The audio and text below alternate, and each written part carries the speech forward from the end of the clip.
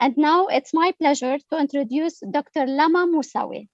Dr. Musawi is the director of Civil for Women and a tenured associate professor at the Suleiman Alayan School of Business at the American University of Beirut, where she currently serves as the Associate Dean for Research and Faculty Development.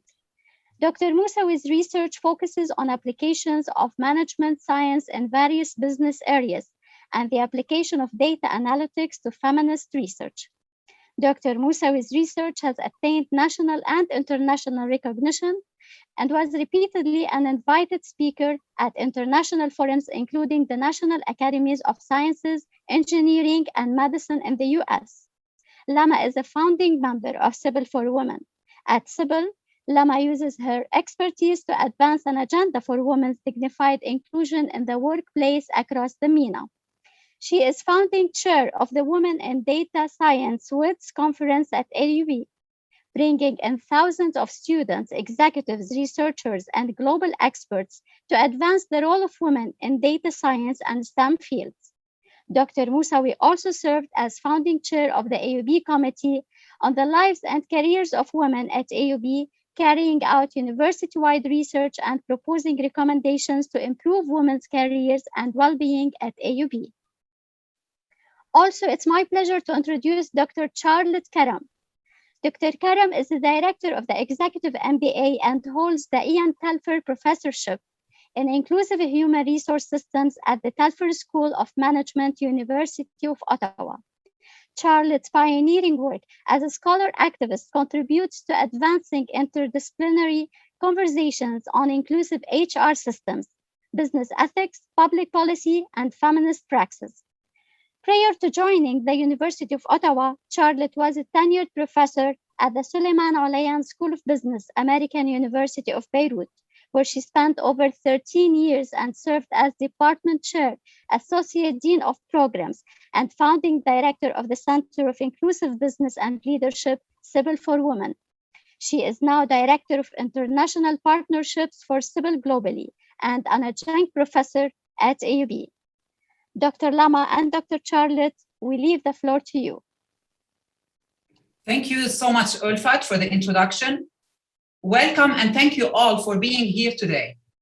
I am delighted to have you all with us, and I'm very thrilled to be hosting you on behalf of the Center for Inclusive Business and Leadership, Civil for Women, at the Alayan School of Business at the American University of Beirut. It gives me a great pleasure to welcome you to today's Sawi event, which stands for Support and Accelerate Women's Inclusion. We are gathered here today to launch the network of employers with whom we have worked towards dignified and sustainable inclusion for women in formal economies across the Middle East and North Africa region.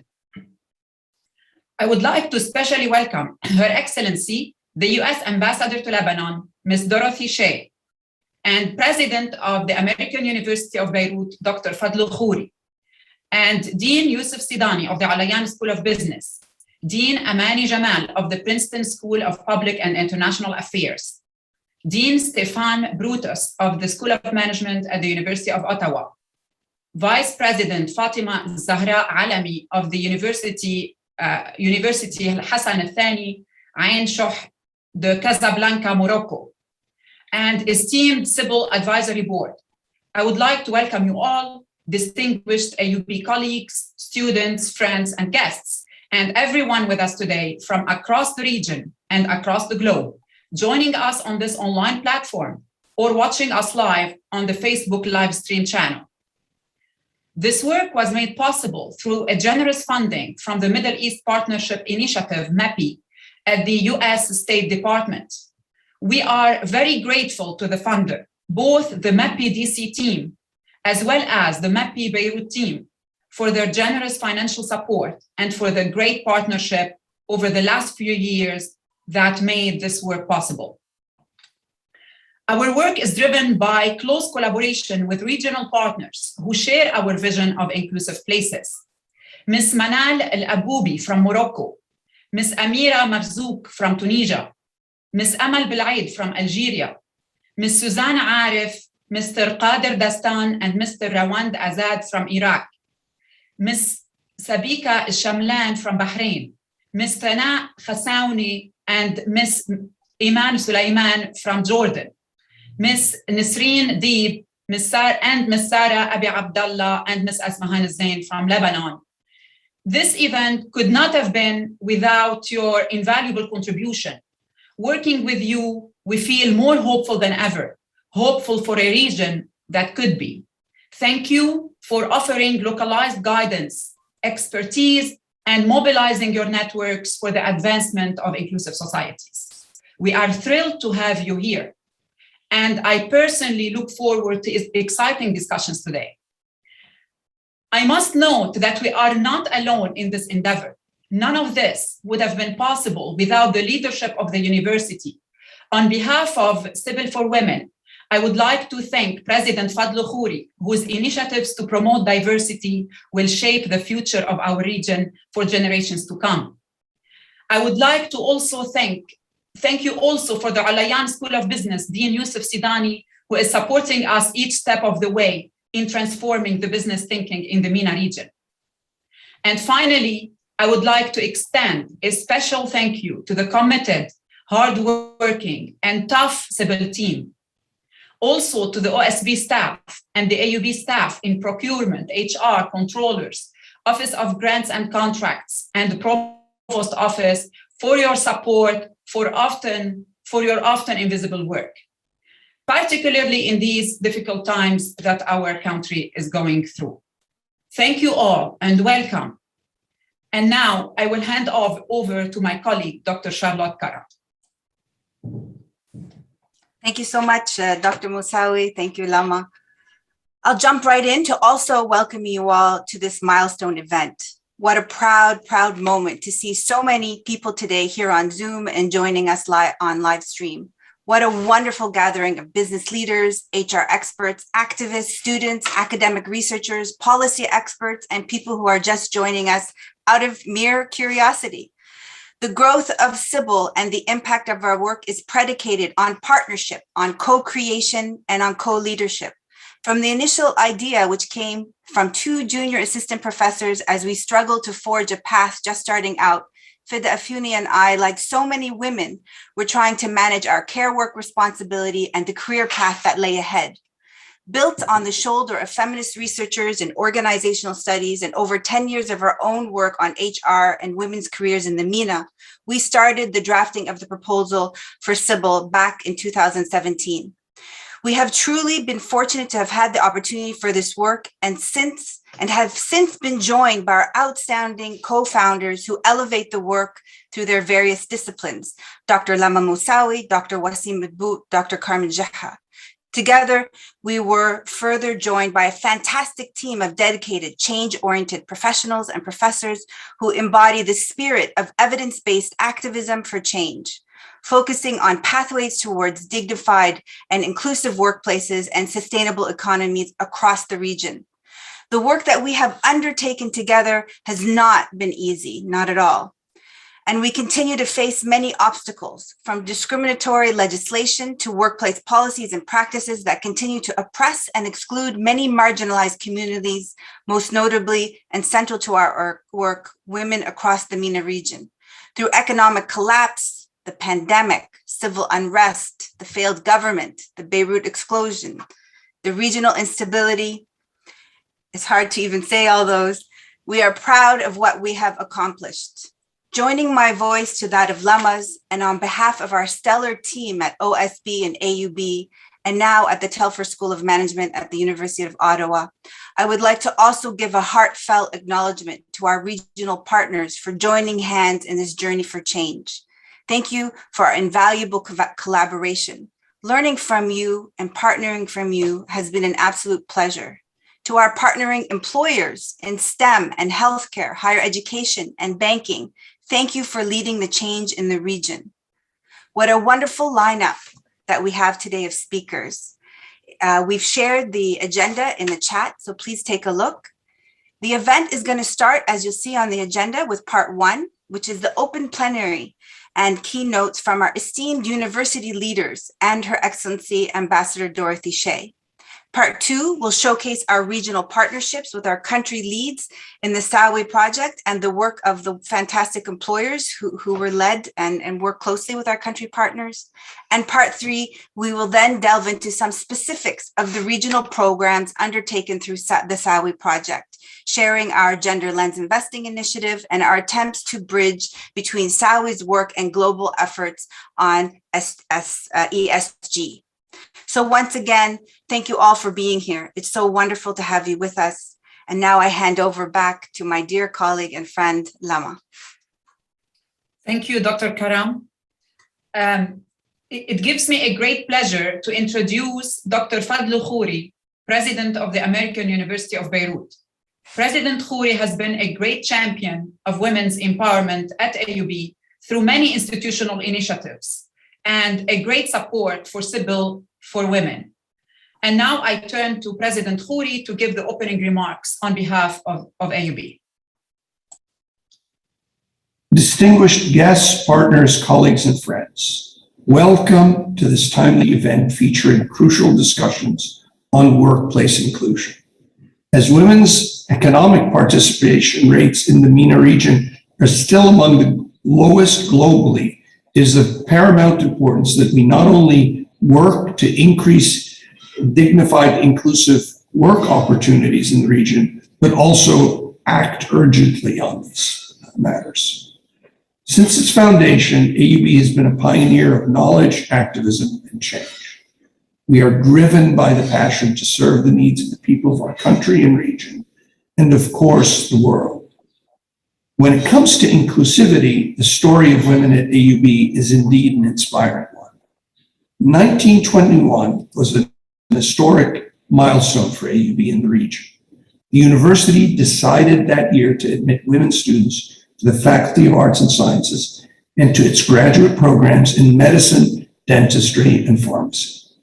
This extraordinary step would provide tens of thousands of women in Lebanon and the region with an opportunity to lead not only in education, but in the workplace as scientists, physicians, nurses, explorers, artists, and so much more.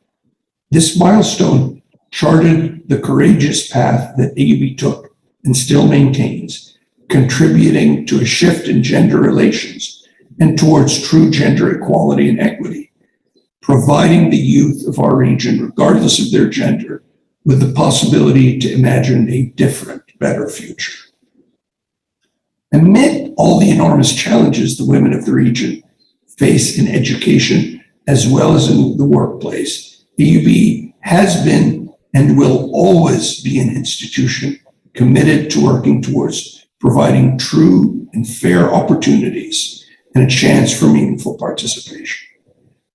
It gives me enormous pleasure to celebrate with you all today the launch of the network of trailblazing employers who have led the way in our region by drafting and adopting more inclusive workplace policies for the recruitment, retention, and promotion of women throughout the MENA region.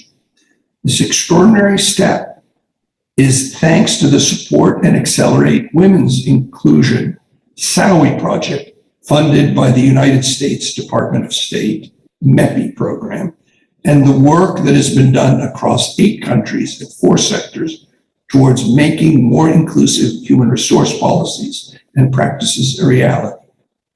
I would also like to congratulate our team at the Center for Inclusive Business and Leadership, Sybil for Women, and thank them for their extraordinary efforts in developing and supporting the implementation of inclusive policies and practices through partnering with employers, government agencies, universities, and civil society organizations in the region.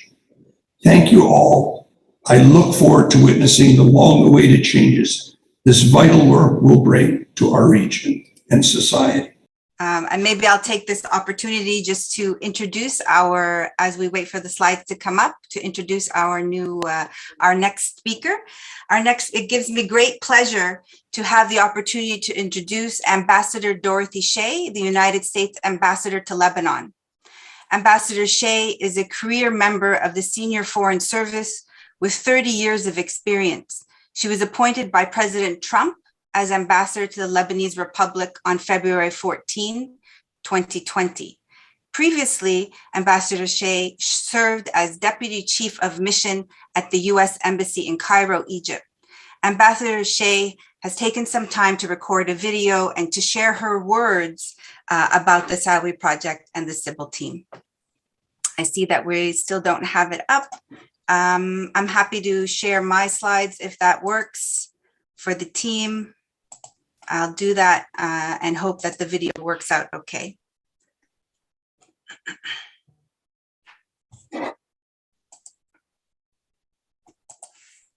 Good afternoon, distinguished guests, and thank you to President Khoury and AUB's Center for Inclusive Business and Leadership for inviting me to join this event.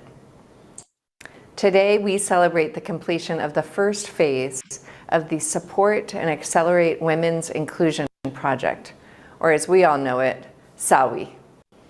After 2 years of data collection and hard work with regional partners, we happily join AUB in launching a network of trailblazing employers who have adopted inclusive policies for the recruitment, retention, and promotion of women in workplaces across the Middle East and North Africa. In a region that has the lowest global rate of women's participation in business, this project plays such a pivotal role in increasing gender inclusion in the workplace. Congratulations on Sawi's completion of a roadmap for 111 gender-inclusive policies and strategies across the education, banking, healthcare, and technology sectors. This is quite an impressive achievement because we all know that increasing women's participation in business in the Middle East and North Africa is indeed a challenge. However, it is only by understanding the roots of the problem that we can begin to address it. And Sawi helps us do just that. I am proud that the United States has supported Sawi with a $3 million grant from the Department of State's Middle East Partnership Initiative, MEPI. This investment demonstrates our commitment to gender equality and women's empowerment as a tenet of our foreign policy. The United States always stands ready to support women around the world and ensure that they not only have a seat at the table, but the opportunity to sit at the head of the table. Of course, this endeavor remains a challenge, not only in Lebanon and the Middle East, but also in the United States. Over a year ago, the United States made history with the election of our first female vice president, Kamala Harris. This watershed event shows how positive change continues to be possible wherever there is a will for it. Thank you to the Center for Inclusive Business and Leadership for spearheading such a visionary project. Congratulations to Dr. Charlotte Karam, Dr. Lama Moussaoui, the Advisory Board, and the Sawi country partners for this achievement. We appreciate you being advocates for change and for continuing the fight for equality, representation, and influence for all women. And now it gives me a great pleasure to introduce Dr. Youssef Sidani, Dean of the AUB Suleiman Alayan School of Business, the House of Sybil for Women. Dr. Sidani is also a professor of leadership and business ethics. Prior to that, he occupied multiple leadership roles at OSB AUB. Dr. Sidani's research focuses on business and employee ethics and international human resource management with a special interest in the Middle East region. His research appeared in leading international peer-reviewed academic journals such as Human Resource Management Review, Leadership Quarterly, Business Ethics Quarterly, the Journal of Business Ethics, and Journal of World Business. Dr. Sidani was awarded the prestigious 2015 Abd al-Hamid Shuman Award for Arab Researchers. He's the author of Business Ethics in the Middle East. I turn to you, Dr. Sidani, to give the welcome note on behalf of the Alayan School of Business. Thank you very much, Lama. Are you able to hear me well? Yeah. Welcome to the Suleiman Alayan School of Business at the American University of Beirut. It's such a pleasure to welcome you all to this great event aiming at supporting and accelerating women's inclusion in the MENA region. To have the Alayan School of Business at AUB leading this initiative should not be surprising to any of us. this school has been at the forefront of including women, not only as students, but also as professors, administrators, and staff. Our meeting today is just another indicator that we care. And to paraphrase our colleagues at Sawi, we decided not to wait for change to happen. We decided to be the agents of change ourselves.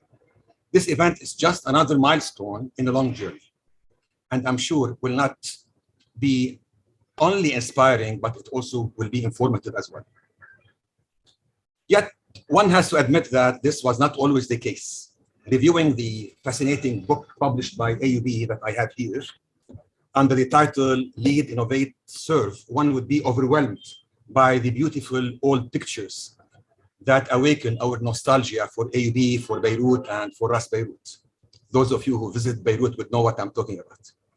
One would read about the legacies of a great group of people, 16 presidents since 1866, countless administrators, faculty, and students. We read about history makers, starting with Daniel Bliss, Nassif El-Yazigi, Yaqub Sarrouf, George Post, and others. Beautiful pictures that lack one thing, a picture of a woman behind all of that. Absence from being pictured, however, does not mean that she was absent from work.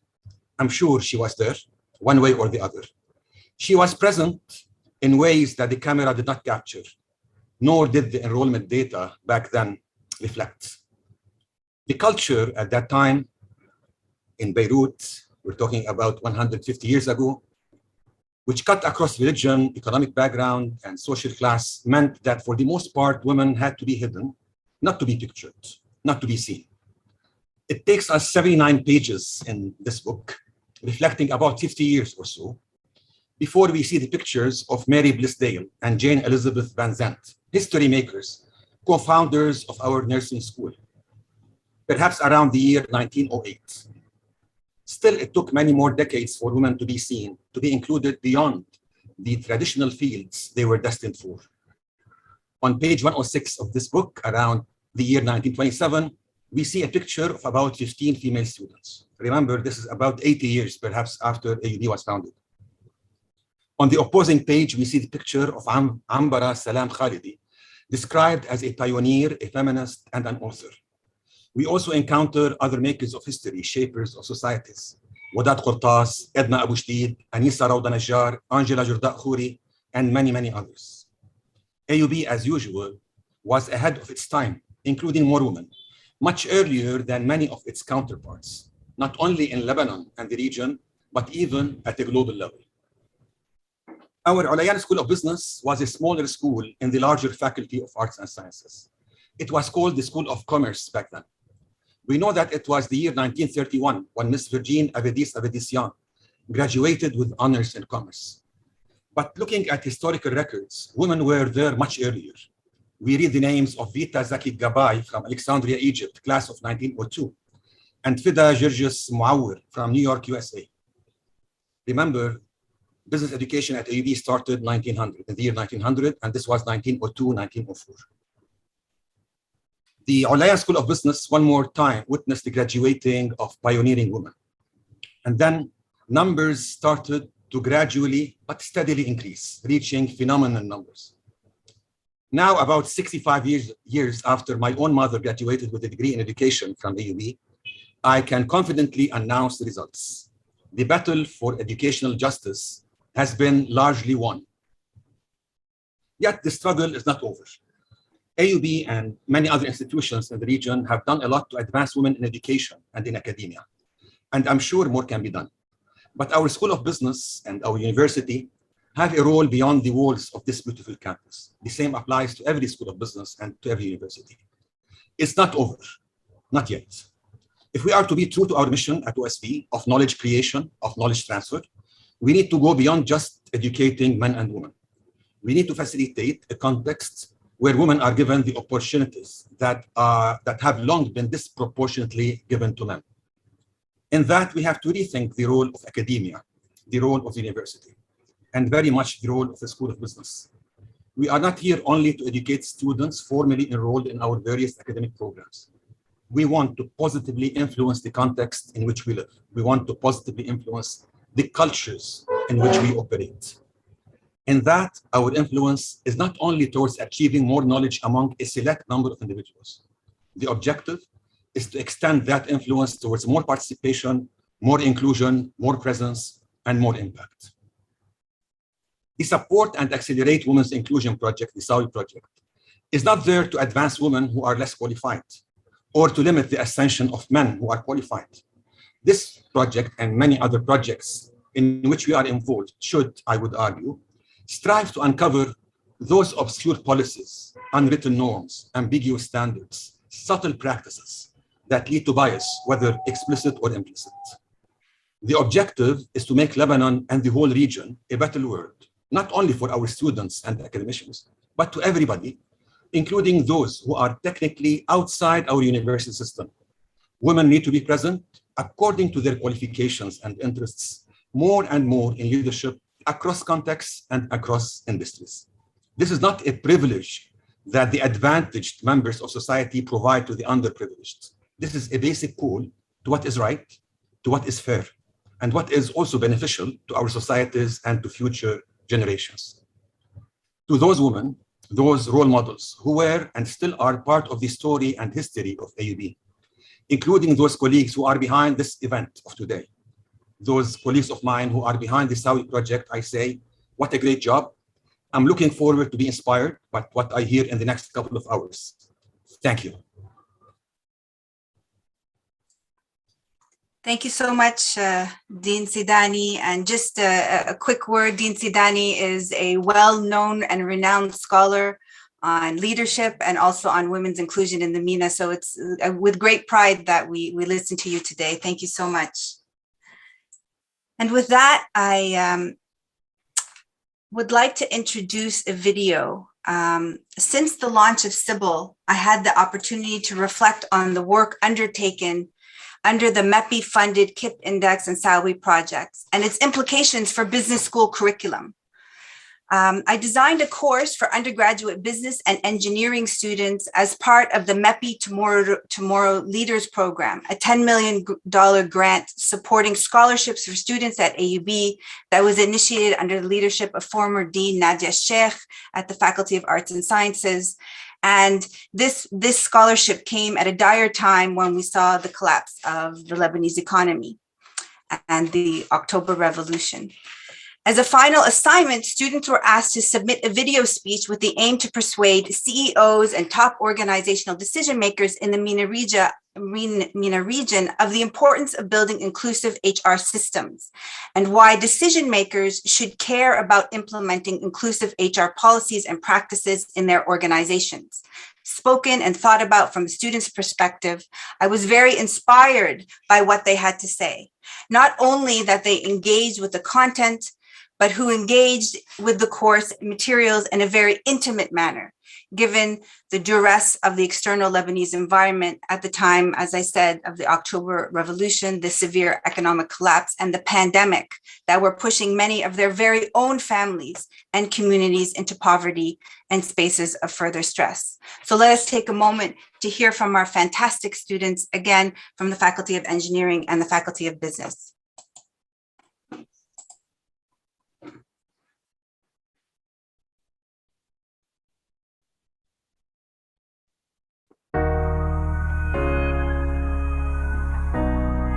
And I'm here to talk about inclusive HR systems and why you should care about building them. Businesses in our region have been doing a huge yet very simple mistake for as long as they've been operating.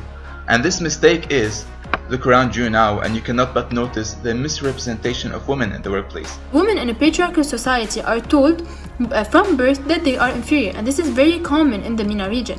Even organizations are gendered because the patriarchal norms from society are often embedded with organizational structures. One of the biggest challenges that is presented upon organizations in the MENA region is creating a diverse and inclusive environment. Despite the long history of progress, multiple forms of inequality, exclusion, and discrimination are still very well present in the MENA region. Many organizations fail to build inclusive HR systems, and often the importance of diversity and inclusion at the workplace is not acknowledged.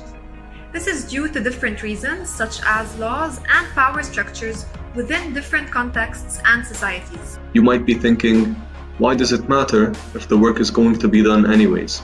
Inclusion and diversity might appear to be vague and unnecessary concepts for a business entity, but when it comes to commitment, when it comes to trust, employees' performance, and therefore business profits, it all comes down to how employees are treated in the workplace and if inclusion is well applied or not. It has been proven that organizations bringing in people from different backgrounds and experiences into a healthy and cultivating work environment actually yield better results than their competitors. Did you know, for instance, that embracing diversity in all aspects of our business will help us outperform and improve our business outcomes? This business case for inclusion would help us achieve $12 trillion that could be added to the global economy by 2025 if the gender gap is narrowed, retention and recruitment strategies, and to win the competition for talent with the correct promotion. Now that we are aware of the importance of diversity and inclusion, how can we implement them?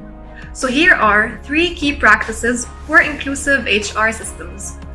First, HR policies should be fair and equally accessible to all employees, giving them a sense of transparency and the opportunity to grow within the organization.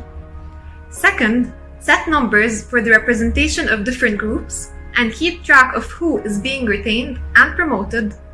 And third, introduce diversity trainings to enforce a diverse workforce and ensure a safe work environment. Now, finally, how can companies know that they have achieved diversity and inclusion in the workplace? Well, you might be surprised, but with current advancement in research, D&I, which means diversity and inclusion, is now measurable. But it even gets better. We have our own index for the Middle East.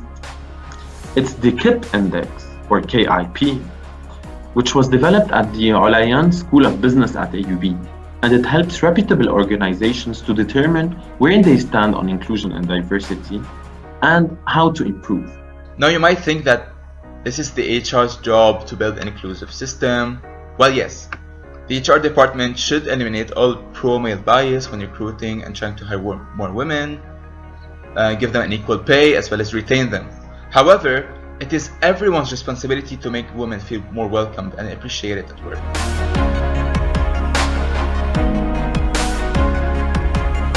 Throughout this course, I was able to develop an understanding of the importance of the systems and the gravity they hold. I learned that the movement towards equality and equity is accompanied by inclusive HR systems, which are extremely important for any organization that wants to build a sense of connection, belonging in an engaging culture while retaining the authenticity and uniqueness of its employees. Personally, having had the opportunity to learn more about inclusive HR systems was an eye-opener, and I believe that knowledge as such should be incorporated into curriculums to shed light on the importance of such practices.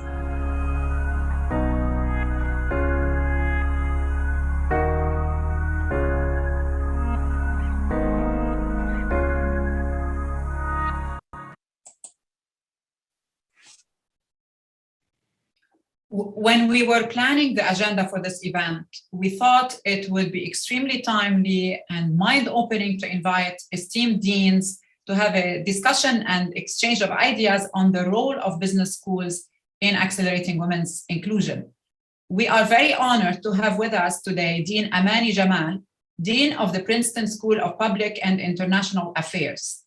Dean Jamal has kindly accepted our invitation to moderate the panel. Dean Jamal is also the Edwards Sanford Professor of Politics and Professor of Politics and International Affairs at Princeton University in the US. She is the former director of the Mamdouha Bobst Center for Peace and Justice. Dean Jamal directs the workshop on Arab political development and the Bobst American University of Beirut Collaborative Initiative. Dean Jamal is the co-founder and co-principal investigator of the Arab Barometer in 2006 and was named a Carnegie Scholar. She holds a PhD from the University of Michigan. Her areas of specialization are the Middle East and North Africa, mass and political behavior, political development and democratization, inequality and economic segregation, Muslim immigration in the US and Europe, gender, race, religion, and class. Thank you, Dean Jamal, for joining us. The floor is yours.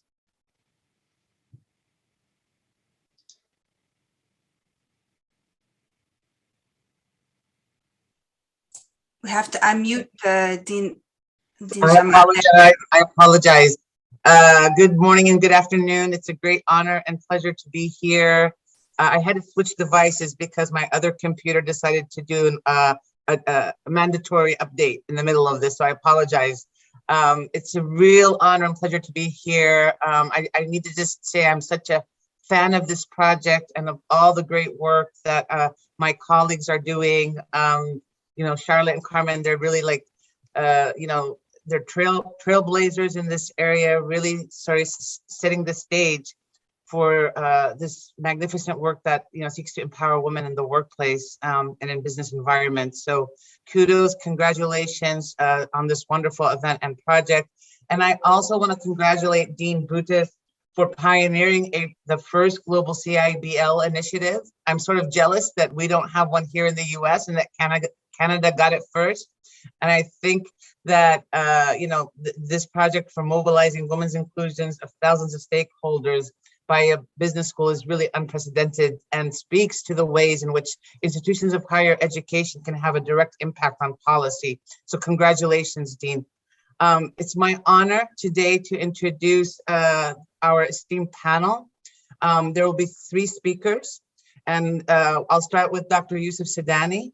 Dr. Yusuf Sidani is the Dean of the Suleiman Alayan School of Business, American University of Beirut, and Professor of Leadership and Business Ethics. Many of you have already heard him speak this morning. Prior to that, he occupied multiple leadership roles at OSB AUB. Dr. Sidani's research focuses on business and employee ethics and international human resource management with special interest in the Middle East region. His research has appeared in leading international peer-reviewed academic journals such as Human Resource Management Review, Leadership Quarterly, Business Ethics Quarterly, the Journal of Business Ethics, and Journal of World Business. Dr. Sidani was awarded the prestigious 2015 Abdul Hamid Shoman Award for Arab Researchers. He is also the author of Business Ethics in the Middle East. Also joining us on this panel is Dr. Stefan Brutus. Stefan Brutus is the Dean of the Telfer School of Management. He obtained his PhD in Industrial Organizational Psychology from Bowling Green State University.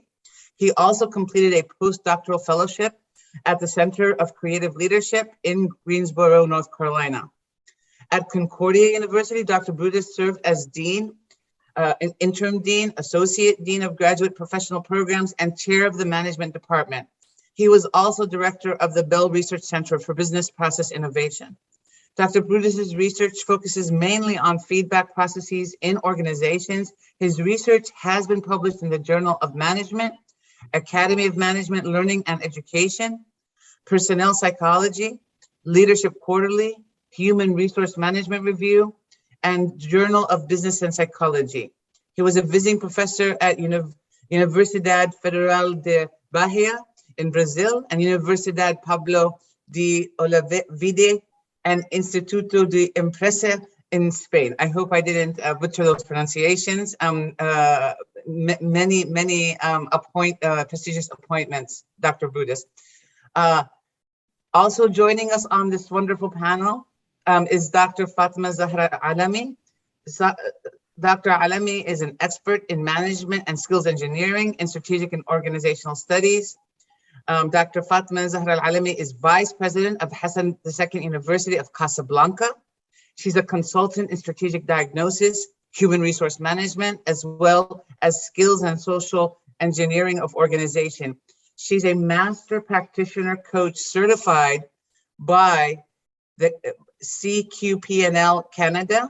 She is University Professor of Management, Human Resources, and Strategic Management. She is also in charge of several HRMG training programs and is a speaker and lecturer in academia and socioeconomics. Her research interests include management and leadership, skill management, and human resource management. With that, I want to turn over to the panel, but I also want to note another, if I may, another core accomplishment of the CIBL project is just by virtue of establishing this network of accomplished business leaders and business leaders in higher education, if you may. It's an accomplishment in and of itself. And especially in terms, when we think about building and fostering human capital in our region, and the ability of our experts to study some of the most pressing issues that face our society, pulling together this expert network is just an amazing accomplishment. Charlotte and Carmen, if you did nothing more than this, you've done tremendous service to our field, but you're doing so much more. So again, very grateful, very delighted to be here. And with that, I'd like to turn to start with Dr. Sidani. Dean Sidani, please. Thank you very much. I will not take much time. I already started talking about the topic of this session earlier, so I will just say a couple of notes before turning it over. There are two questions that we were asked to tackle in this panel. One pertains to, from our perspective, in the School of Business, what do you see the role of the School of Business in terms of advancing women and in management and leadership? And one thing that is very important for me to share is the notion that I start with trying to answer the question, what type of students do we receive here at AUB at OSB? So I think this differs from one business school to another.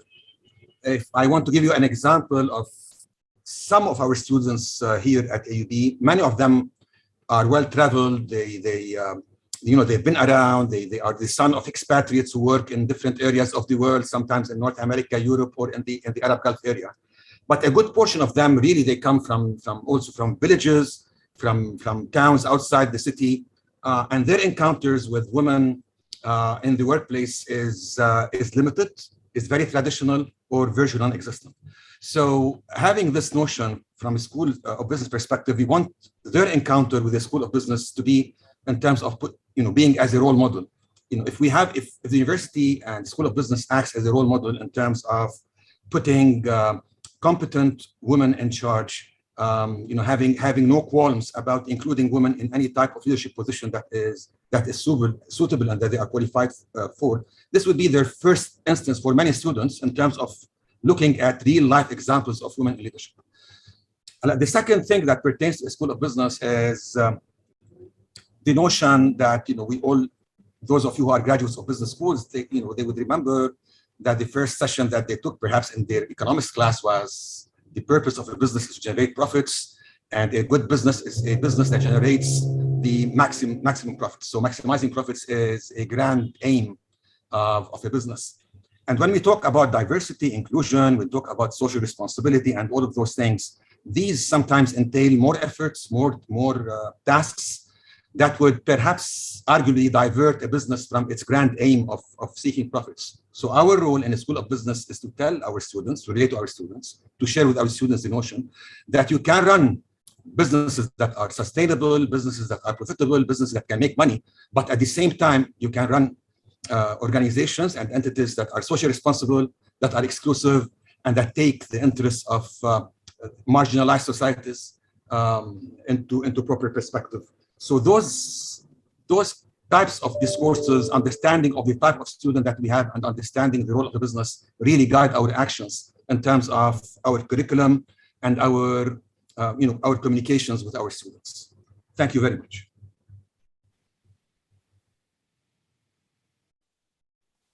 Thank you so much, Dean Sidani. I'm going to turn it over now to Dean Brutus. Thank you. Thank you very much. Thank you for having me with you today. It's really an honor to participate in this event. And let me talk a little bit about the crux of the question that was asked was, the role of business school in order to facilitate inclusion. And I want to take a little step back to talk more about the role of business school in society. And if you're aware of the trends in terms of higher education, but the two areas where there's a massive growth of students are in engineering education and business education. We are domains that attract the most students, and the trend is not only in Canada, it's in the US, but it's worldwide. And I think that this massive influx of students and this continuous growth of interest in business education empowers us to change the future, and also puts on business schools a fair amount of responsibility into the future of business. Just in Canada, in Canada alone, every year we graduate 250,000 graduates in business. 250,000 business graduates. If you think about the average number of positions that these graduates will have in their career, you can have different numbers, 5 or 6 or 8, or maybe now in the future it'll be 10 different jobs that people will have.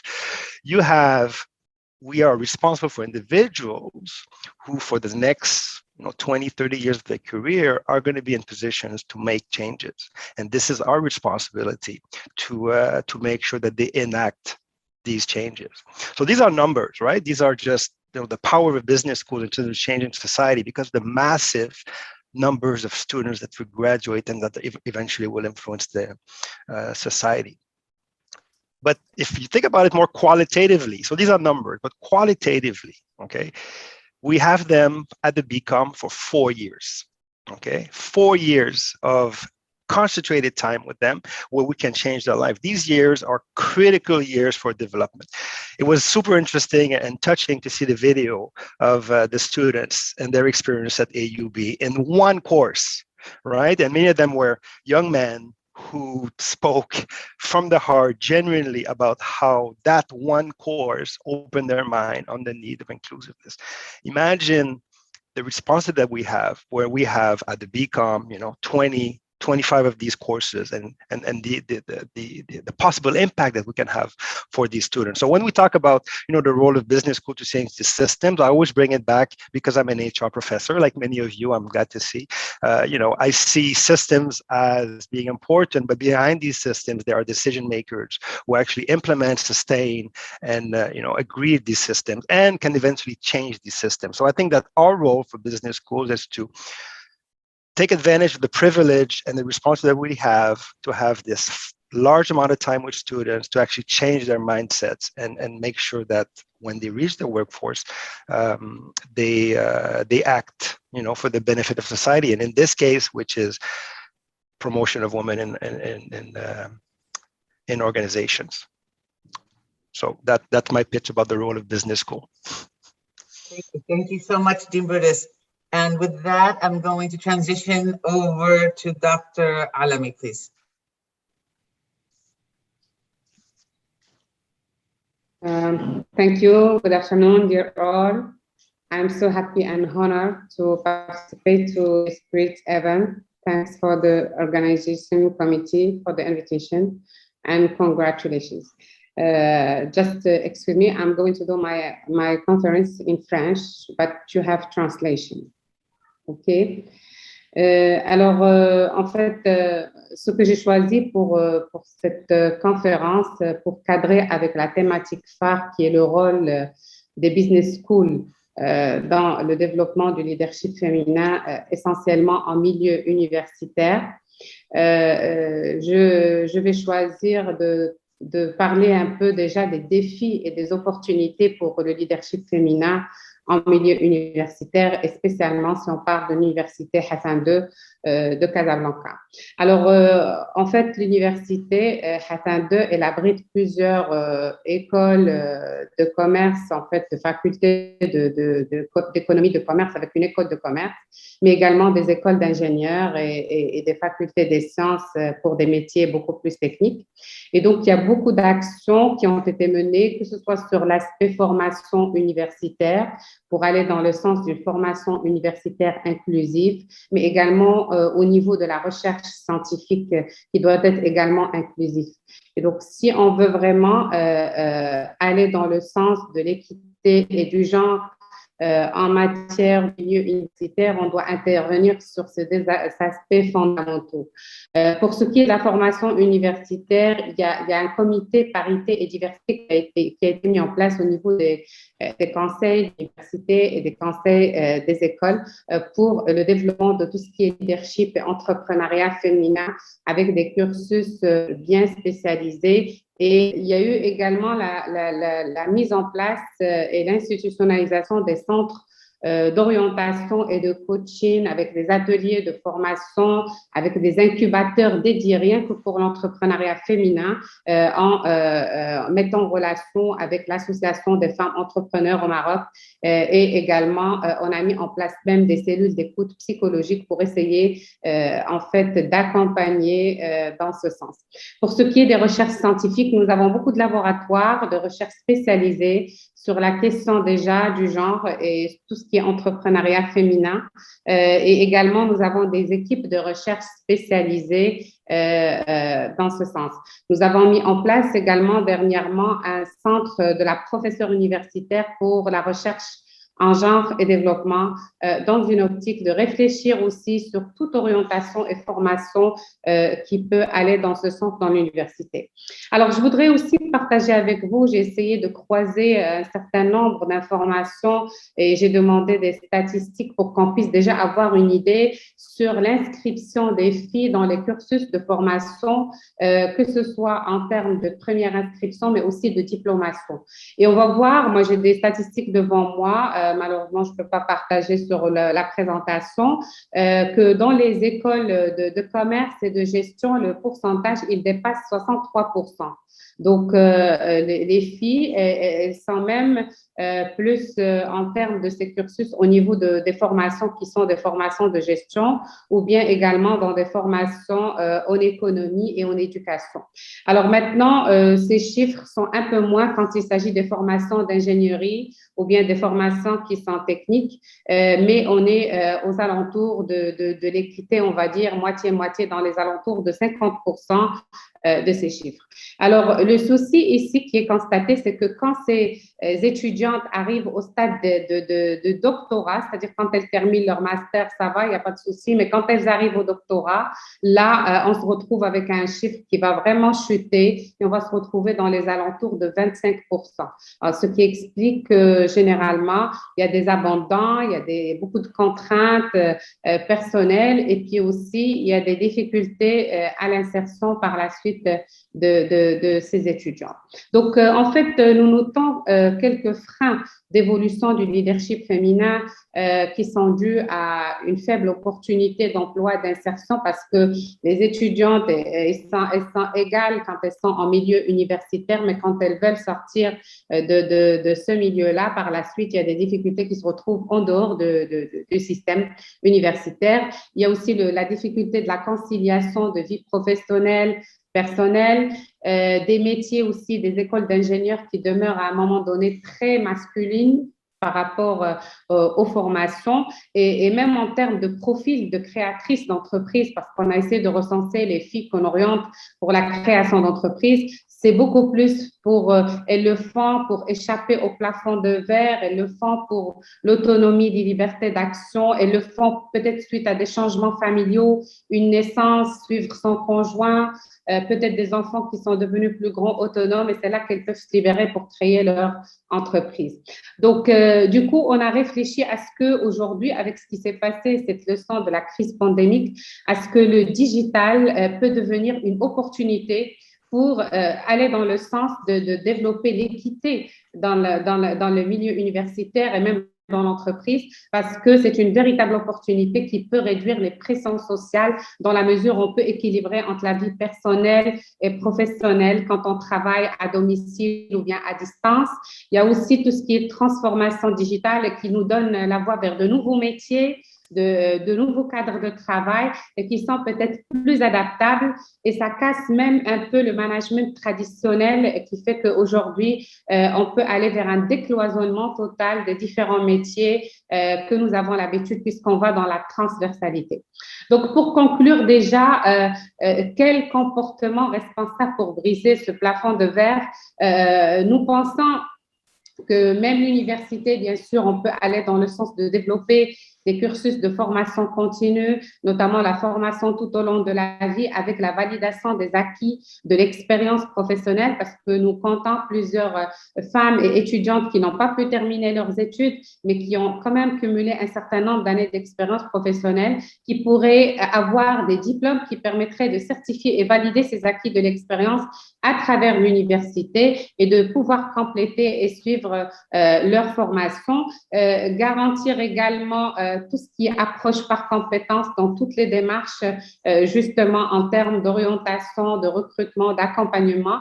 Mais nous pensons qu'il faudra renforcer les dispositifs légaux relatifs à l'égalité professionnelle homme-femme, parce que il ne faut pas se leurrer, même si on peut tout faire au niveau de l'université, mais c'est une histoire de génération, c'est une histoire de mentalité, c'est une histoire de culture, et donc il faut militer pour l'évolution des mentalités un peu patriarcales et lutter pour la déspécialisation des tâches féminines, spécialement qu'on va mettre au féminin, et également à adopter de l'assistance par rapport à cela en matière de création de services appropriés dans l'entreprise, comme des services de babysitter, services peut-être de crèche, etc., que nous tentons de faire aujourd'hui au niveau de l'université. Nous sommes sur un projet de mise en place d'une crèche au sein de l'université pour aller dans ce sens.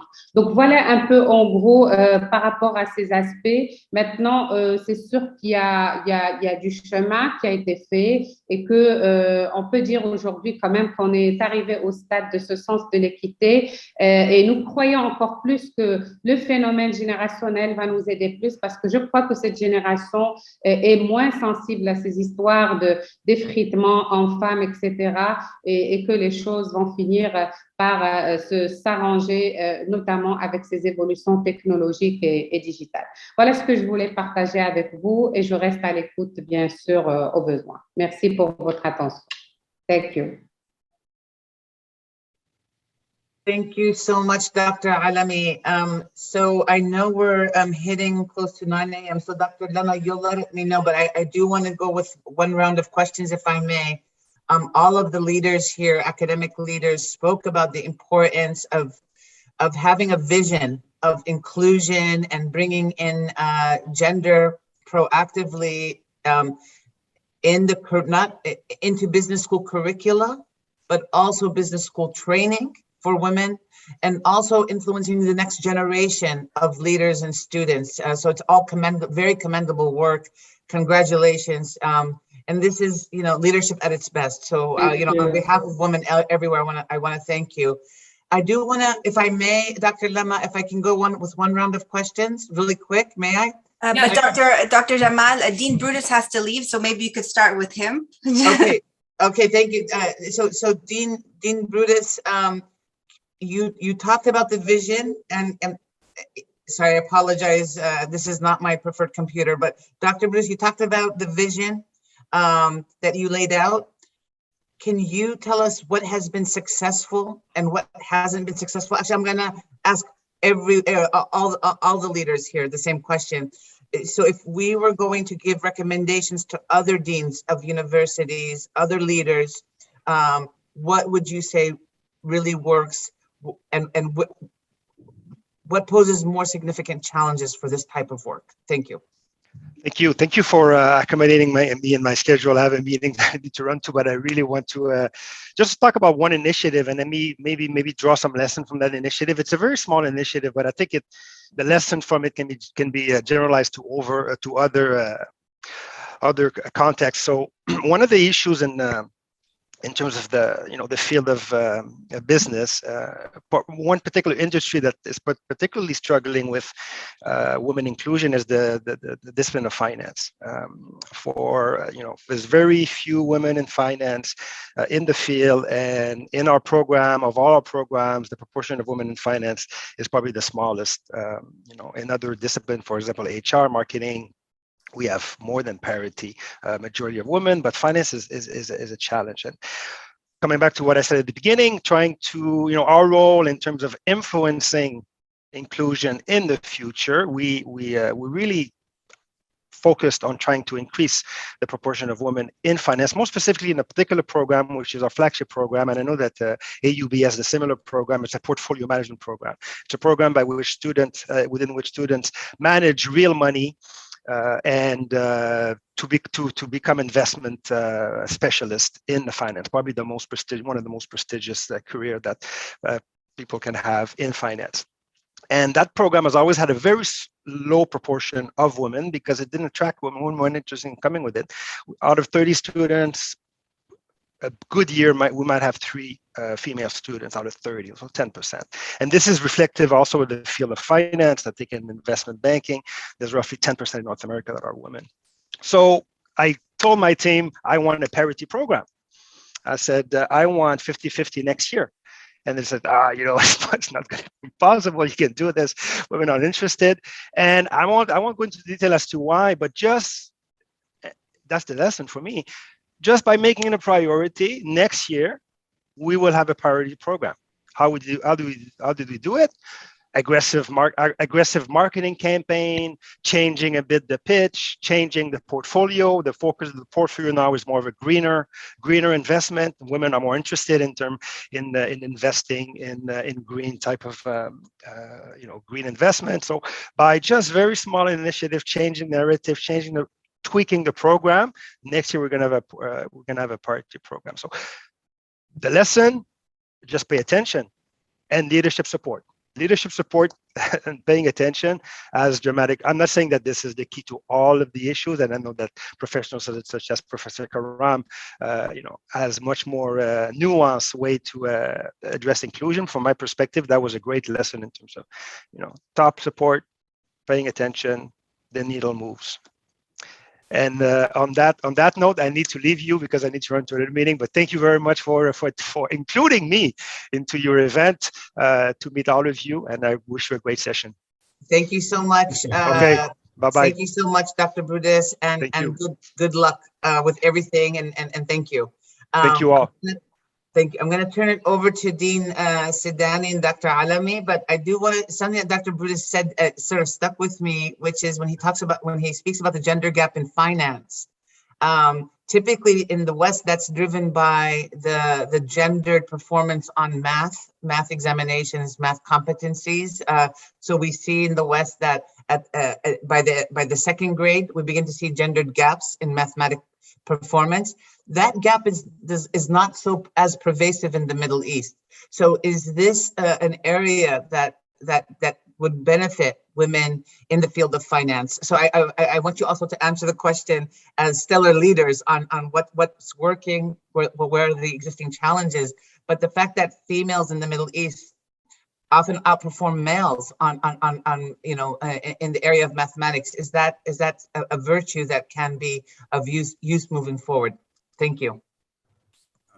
Thank you very much. Actually, it's unbelievable, but I had a very similar example to what Dean Stefan was. We have our own program, and I wanted to share this example, which is really fascinating.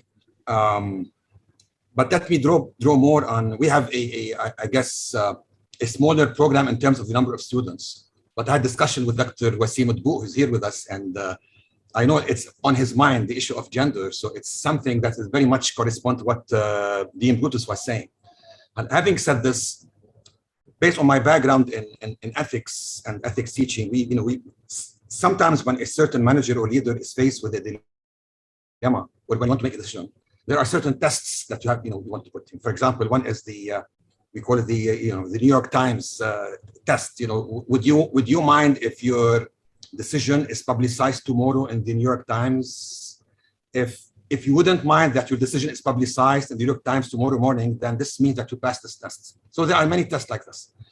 One of the tests that we would include out of this lesson is that, once a decision maker such as Dr. Dbu here, who's with us, and he looks at the sets of students that he has who are participating in a finance program, and he sees that out of, 6 or 7 or 8 students who are participating in the program, all of them are males. He would ask himself the question. So this is the test that he would put in his mind, is that did I really do what it takes in order to attract qualified female students who want to join the program? Did I do my homework? I wouldn't go as far as, but this would be a part of a larger discussion. I wouldn't go as far as pushing 15 students, because I think there are repercussions. But I know this is debatable and this is part of a larger discussion.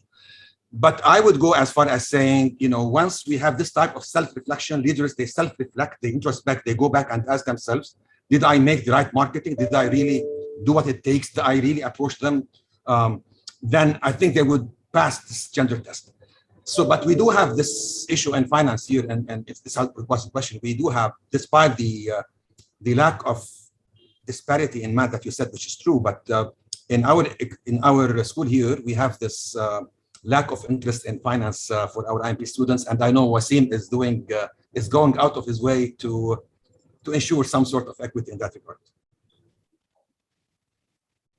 Thank you so much, Dean Sidani. That's great that we're beginning to see some generalizations, that are cross-regional. So this is magnificent. And again, I want to commend all your great efforts, and Dr. Wasim too, to be proactive in this area, because it does probably require some agency and some extra work. Dr. Alami, I'm going to turn over to you.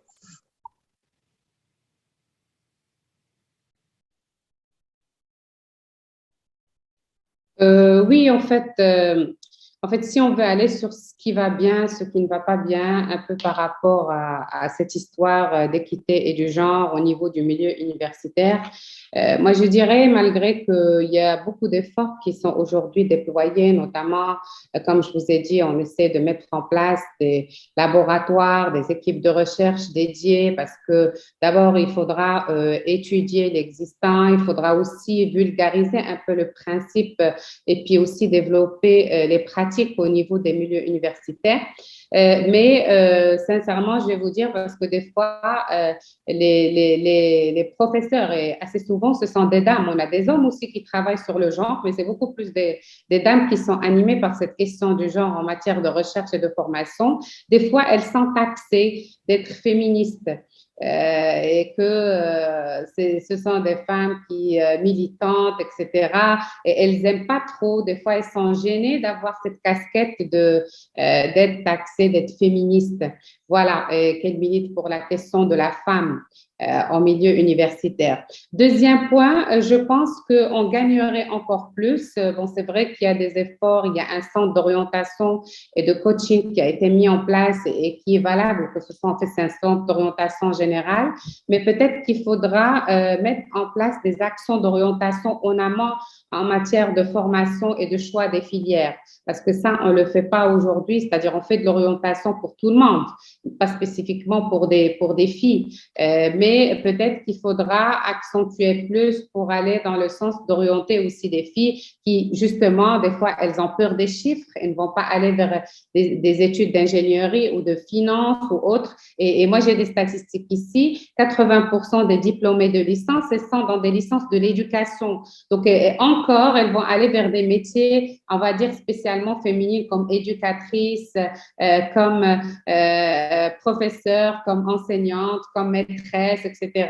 Et donc, c'est encore une fois, elles-mêmes, elles font le choix de s'orienter dans ce genre de filière par culture incrustée, par peut-être mauvaise orientation, par peut-être ignorance, et ce qui fait qu'elle les ramène encore dans ce cercle, on va dire, bon, je ne vais pas dire vicieux, mais il est vertueux dans la mesure où elles vont être diplômées, vont occuper un métier par la suite, mais quand même, elles vont toujours les ramener dans le sens toujours des formations classiques qui sont dédiées et spécialisées, on va dire, pour des femmes ou bien pour des étudiantes. Donc, l'idée, c'est d'aller encore plus vers le développement des orientations et de l'accompagnement en amont et pendant, bien sûr, le cursus et même après quand elles veulent accéder à des postes au niveau du milieu du travail et du milieu professionnel. Voilà ce que j'ai à dire par rapport à cela.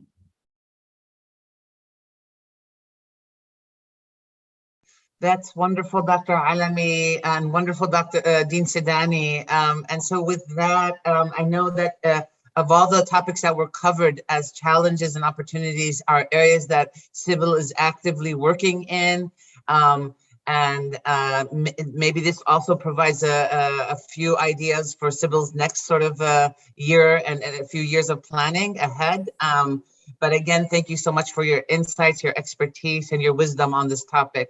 With that, I'm going to turn it back to Dr. Lama. Thank you so much for the insightful discussions. We have one question from Inas Malkawi.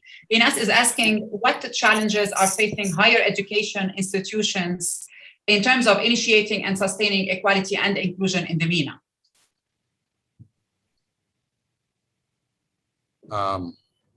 Might I suggest that future panelists deal with that, because I think you we are already delayed. I would delegate my answer to. So we will then go ahead, continue with the agenda for the event. So we have Charlotte. Would you like to introduce the video? Thank you so much, Dean Jamal. Thank you, Dean Sidani, Dean Brutus, and the Vice President Alami for your. Such an honor. Thank you so much. Thank you. Yes, thank you so much. What a wonderful panel.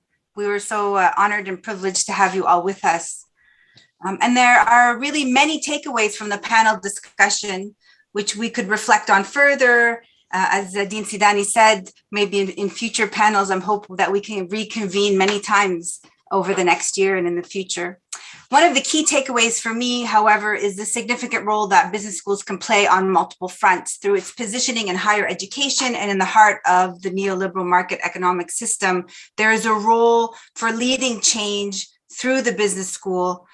There's an opportunity for shaping future and current perspectives and strategies for change toward more inclusive HR and economic systems for women's inclusion, the kinds of activities and initiatives that were described by each of our esteemed panelists. For far too long, women have had to bear the burden of overcoming structural barriers as individuals and through their personal efforts. So now is the time for decision makers, such as our esteemed panelists, to support and accelerate women's inclusion and to place at the heart of change business scholarship, business strategies, business curriculum, and other initiatives launched and championed by also HR professionals and business leaders across the region and globally. Our story at Sybil was inspired by such an opportunity and the innumerable possibilities for change toward more inclusion that can be led through the Al-Ayan School of Business. So let's take a moment to hear more about the story behind the establishment of Sybil, as well as the unwavering institutional support from AUB and OSB to pave the way for structural changes in the MENA region.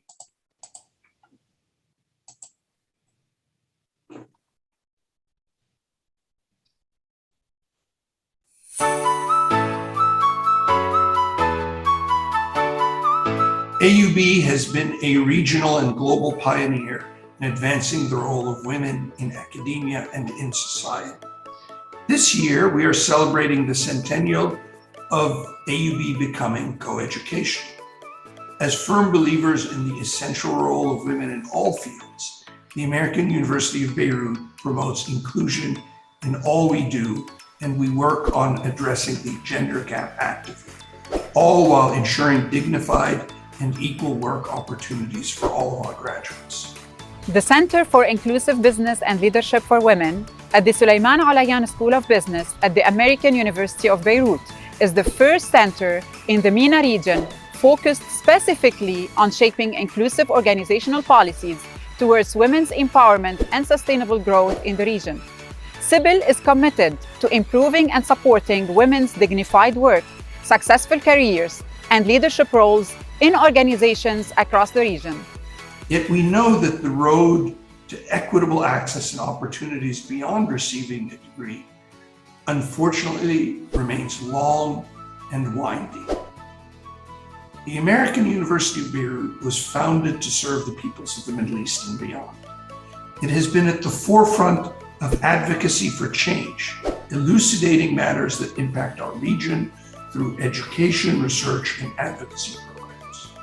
Over the years, I have had the pleasure to interview women from across the Middle East and North Africa, women who are trailblazers, women who have started at entry level within their industry and worked their way up to middle management, up to the C-suite, to become executives.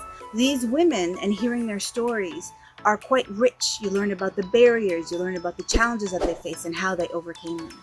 I was a young female assistant professor, recently married, building a family and being on a promotion clock.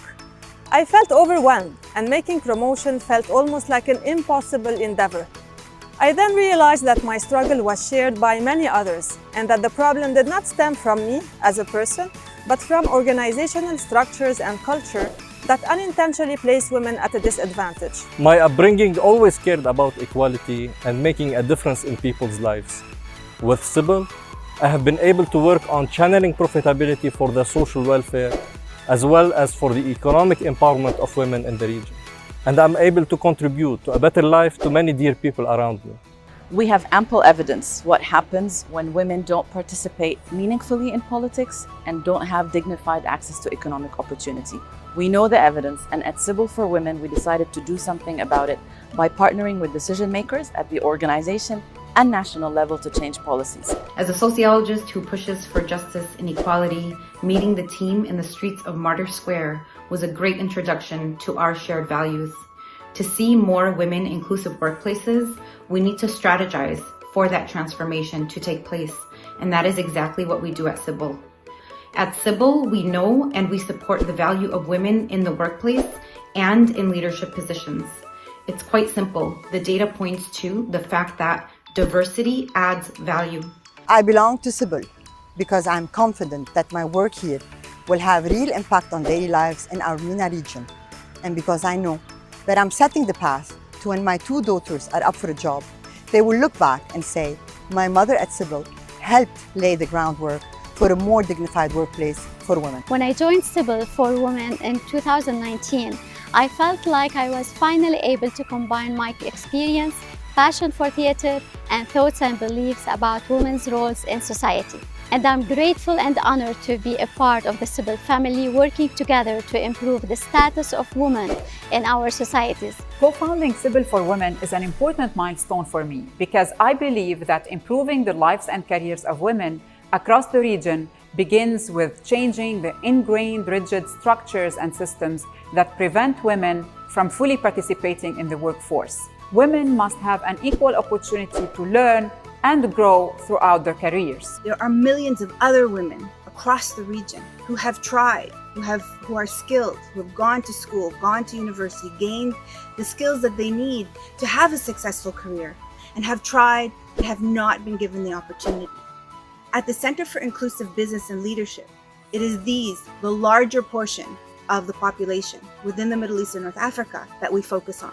We believe that partnering with employers across the MENA region can solve problems of gender inequity in the workforce. Our mission at the Center for Inclusive Business and Leadership is to co-create with decision makers of these industries to create a more enabling environment for women to work and contribute to the economies of the region, to the businesses of the region, and most importantly, to the sustainability and models of dignified work.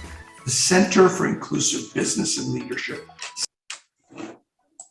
Sybil for Women, symbolizes AUB's mission, as it is founded on research excellence, builds on evidence-based knowledge, unabashedly sheds light where change must take place, from workplace conditions to large-scale policy, and serves as a perfect example of collaboration with regional and transnational partners that AUB promotes in order to create a long-lasting and sustainable positive change. هلأ وقتها. هلأ وقتها. هلأ وقتها. هلأ وقتها. هلا وقتها. هلأ وقتها. هلأ وقتها. هلأ وقتها. Now is the time to make a change.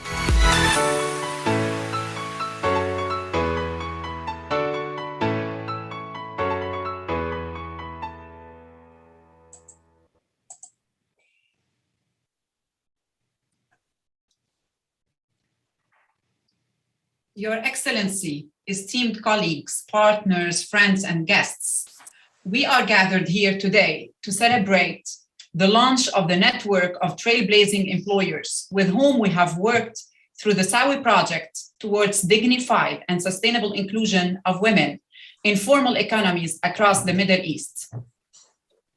Over the years, with its mission to serve the peoples of the Middle East and beyond, AUB sought to foster a culture for diversity, leadership, and fair accessibility of women of economic participation to all.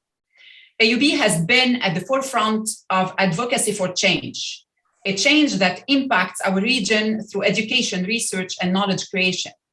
This is at the heart of the work we do at Sybil for Women. Institutions like AUB are poised to help shape the MENA region in these most challenging times. It was always the first to introduce the most advanced and innovative ideas to this part of the world. Sybil for Women embodies AUB values and is a prime example of AUB's transformative mission in action. Sybil for Women serves as a catalyst for structural change, building on extensive regional research, evidence-based knowledge, and partnership with regional and transnational employers. Our work at Sybil is rooted in research about the region, capacity building of employers to advance inclusive business systems, change mobilizing through a multi-country, multi-sector, multi-stakeholder partnership network across the region, and advocacy for national reform and legislation, and for advancing inclusive organizational systems. Societies in our region are in constant transformation, inevitable by the compounded multi-layered crises, political unrest, and socioeconomic challenges. However, the full engagement of women in the workforce is still affected by the social perception of gender roles, politics, family values, gender stereotype, misconceptions, and other factors. At Sybil for Women, we are charting a courageous path that enhances the role of women as full contributors to the economy and the well-being of communities. We are charting a roadmap for structural change that enforces equity and promotes performance for many, many years to come. A roadmap for inclusive workplace conditions and policies, therefore creating a positive and sustainable change in the region. Founded in 2018 at AUB, from AUB and to the region, Sybil for Women is the first center in the MENA region that is committed to advancing inclusive workplaces for women. We aspire to a future inclusive of women across the region, supported by gender-inclusive organizational leadership and employer structures. To do this work, we have partnered with employers, CSOs, governmental institutions, and universities from across the MENA region in the public, private, and non-profit sectors to develop and implement gender-inclusive policies. We believe that employer partnerships can solve problems of gender inequity in the regional workforce, contributing to social justice through social, institutional, and structural change. Today's event is an opportunity to reflect on how far we have come and why we have to keep going. It is an opportunity to celebrate the milestones we have achieved at Sybil for Women towards structural change, leading the way for a full and meaningful participation of women in the economy, despite the multi-layered crises and socioeconomic challenges that plague this part of the world. In 2021, we launched the first iteration of the KIP Index and the Lived Experience Index. The KIP Index is the first local data-driven index that measures employer structures, policies, and practices on recruitment, retention, and promotion of women across 6 sectors and 11 countries, and is based on 1,700 surveys collected from local employers. The Lived Experience Index tracks female citizen experiences of recruitment, retention, and promotion in these 6 sectors and 11 countries, and is based on 550 interviews with female employees. These indices provide employers with locally generated and regionally informed knowledge on strategies to improve recruitment, retention, and promotion of women. This year, we were honored to receive the 2022 Innovation That Inspire Award for the KIP and Lived Experience Indices. This award was presented to us by the Association to Advance Collegiate Schools of Business, AACSB International, an American professional organization which each year assesses applications from business schools from around the world on projects or other initiatives that are inspirational.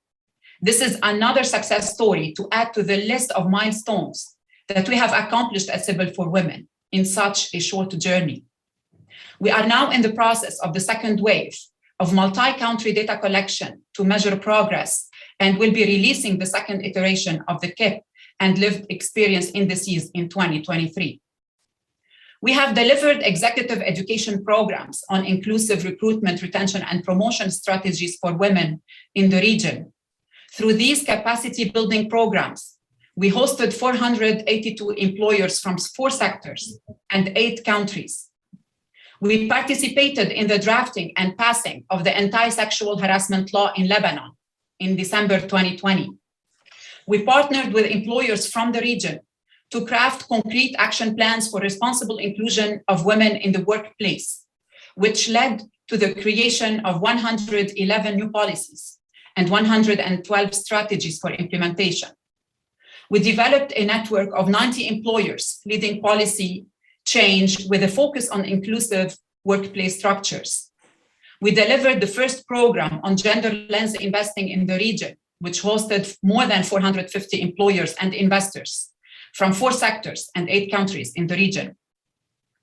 Throughout our work, we have impacted the lives of 195,400 employees in the region. We continue to dream big and grow, making a difference while enjoying every step of the journey, despite all odds and despite their surrounding uncertainties. The grit and resilience of our team is incomparable. Tough times shall pass, but tough teams will stay, and we will make a difference. And now I invite you to enjoy the panels we have in the agenda and learn more about the Sawi project. Thank you. Charlotte.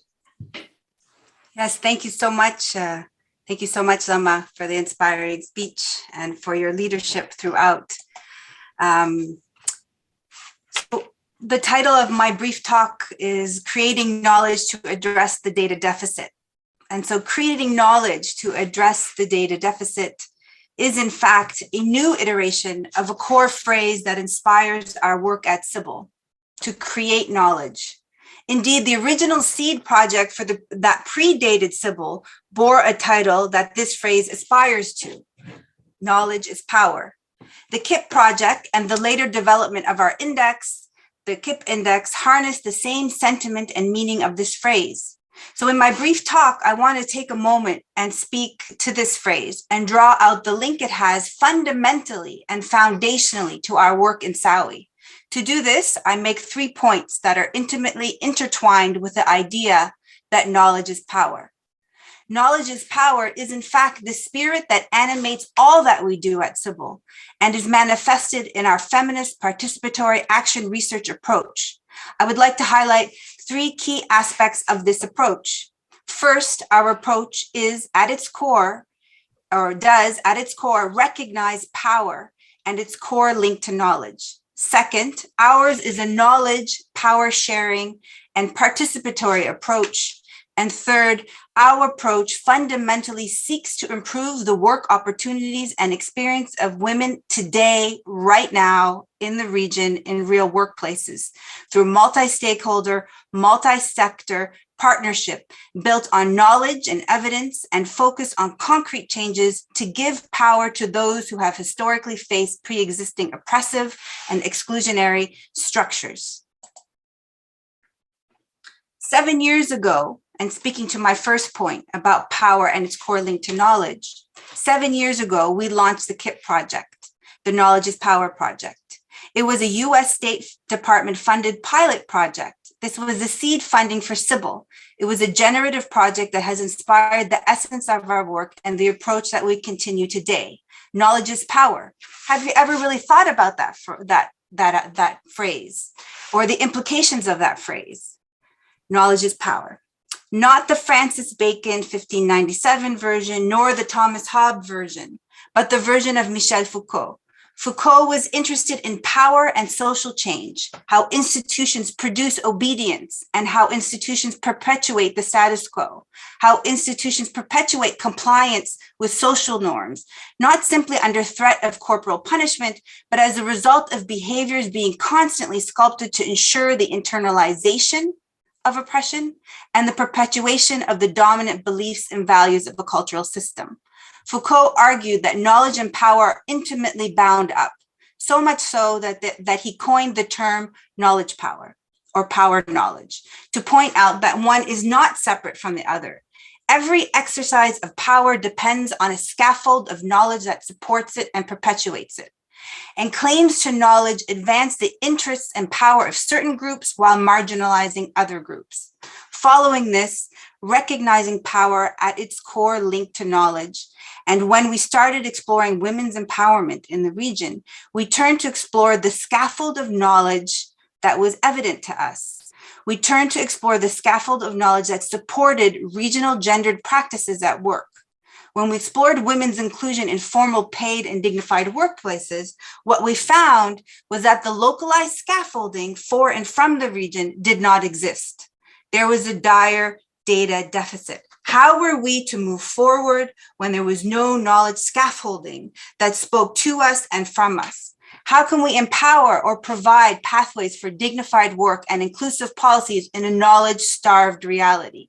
We were inspired to make a change to try to close the data deficit in our own way. So we turned to feminist participatory action research models, mobilizing women across the region, employers across the region, and other stakeholders across the region to build a scaffold together to ask the questions we wanted to ask that would contribute to the regional development and would contribute to more dignified work. On the second point, ours is a knowledge power sharing and participatory approach. Our aim is and was to create knowledge that addresses the data deficit while improving the lives of the marginalized. We focused on participatory models of knowledge creation, working with our country partners very, very closely and continuously to engage employers and employees across sectors and across countries. Whether we are talking about private sector or public sector or civil society, employers, in our opinion, being in the heart of the leading business school in the region, have a very key role to play.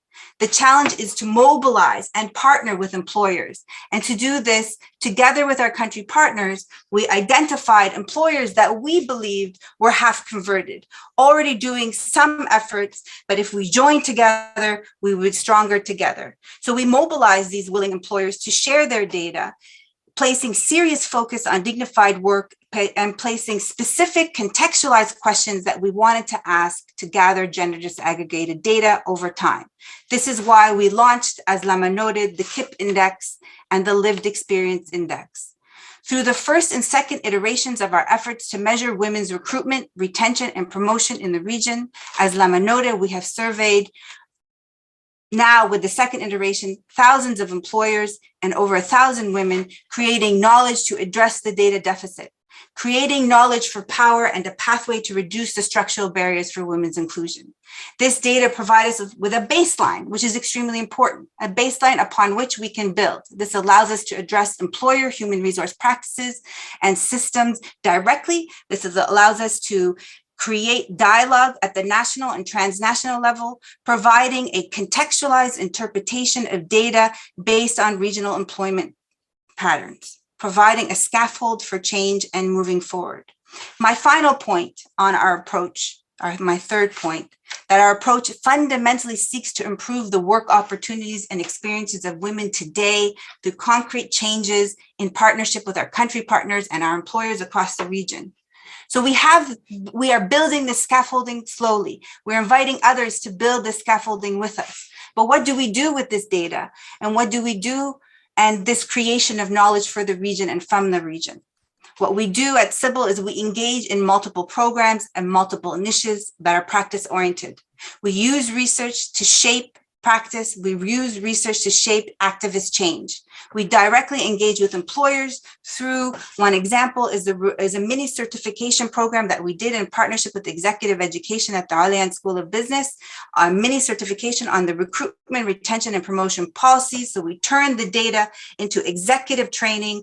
We engage executives across the region to in a conversation that is data-driven.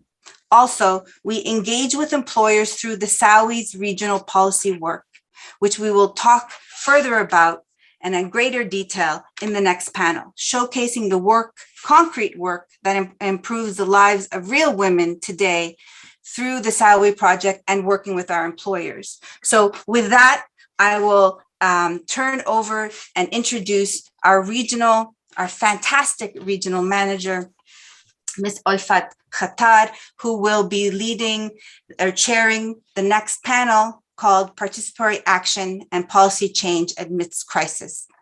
Olfat Khattar is the regional project manager for the Sawi project and project manager for the KIP Index project at the Center for Inclusive Business and Leadership for Women at AUB OSB. She previously holds an MA in social sciences from the Lebanese University. Olfat has 19 years of experience in research, contract, fund, and compliance management in both Lebanon and Qatar.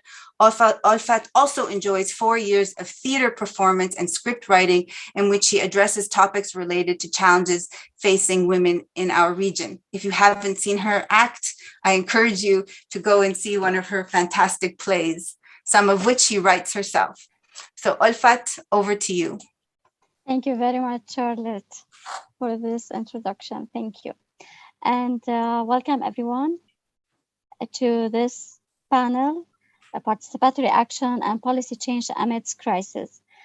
Building on our co-creating methodology, I have seen the importance of partnerships. As a project manager in the KIP Index project, I have been working with a team of partners in 11 countries, and then with 8 countries as regional manager in the Sawi project. It's been challenging, but very inspiring to see us build together in different contexts, working together to bring forward the Sawi project. I'd like us to introduce 3 of our partners. Dr. Manal Aboubi.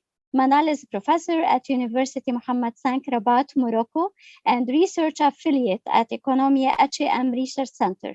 She is the vice president of ORSM. Her research area is corporate social responsibility and social innovations.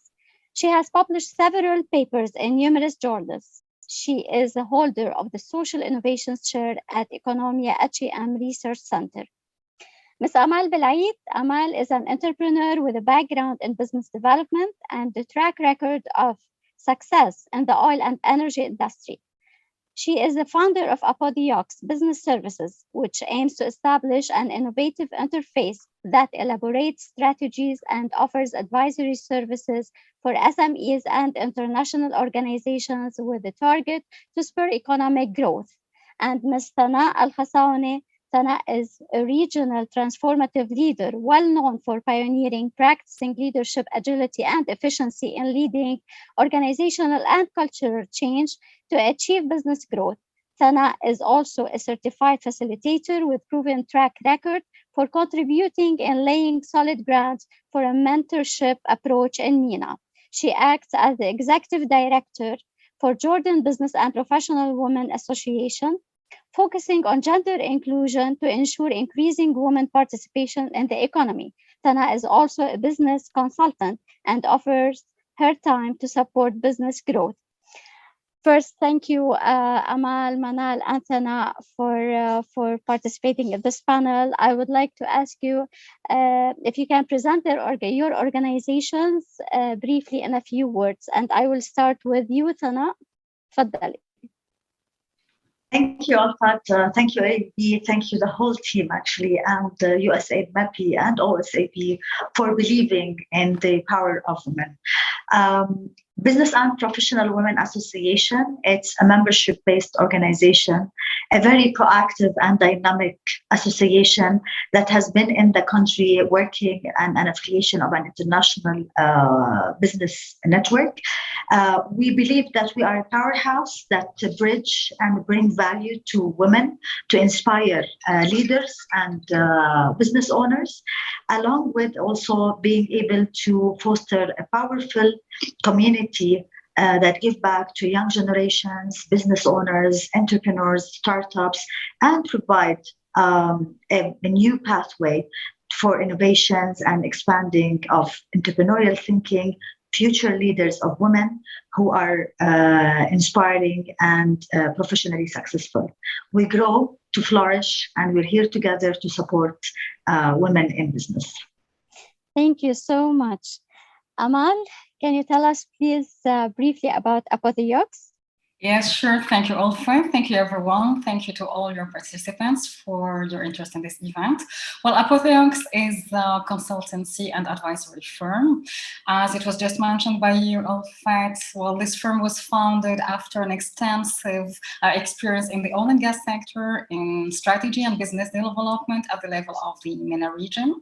Well, I used to be in a male-dominated sector. Now, I mean, this firm is female-led and female founded, which is a great advancement. Well, our mission is to offer strategies to international institutions and SMEs to help them grow their value. We mainly focus on projects and organizations that share our values in terms of driving change, in accelerating growth, and amplifying impact. Last but not least, we are fully committed to advancing diversity, equity, and inclusion in everything that we do. We do it at the level of our own workplace. We do it with our clients, and we insist to having an impact in our local communities. Thank you so much, Amal. Manal? Yeah, thank you, Ulfat, and good morning or afternoon, everyone. It's a pleasure for me to be part of this final event, but also being part of the Sawi project for more than 1 year. I'm leading a chair on social innovation in Economia, H&M Research Center. It is a research center in a business school, H&M, where we are leading mainly applied research in many areas like social innovation, organizational behavior, international management, and social sciences. And in Economia, we are mainly driven by creating knowledge, as Charlotte was explaining, that makes creating a knowledge that makes mainly sense around us, whether for policymakers, employers, students, and researchers. And it is from that stance that we were very happy to join the Sibyl team for the Sawi project and enhance women inclusion in Morocco, and also contribute to that in the MENA region. Thank you so much. Thank you for your partnership. And I'll start with my first question. We have 2 questions on this panel. I'll start with the first one, which is about challenges. Can you please tell us how you succeed in bringing employers on board this project? What strategies did you use? And again, let's start with you, Thana. Please, if you can tell us about the main challenges in Jordan. So again, when we started in CAP Index, it was a challenge to bring to the table the concept of recruitment, retention, and promotion, and look at them from a different perspective. So having said that, human resources in general within corporates and within the local community was only addressed from a payroll point of view and salaries, and that's it. There isn't any HR system. There hasn't been any investment from resources, from financials into that domain.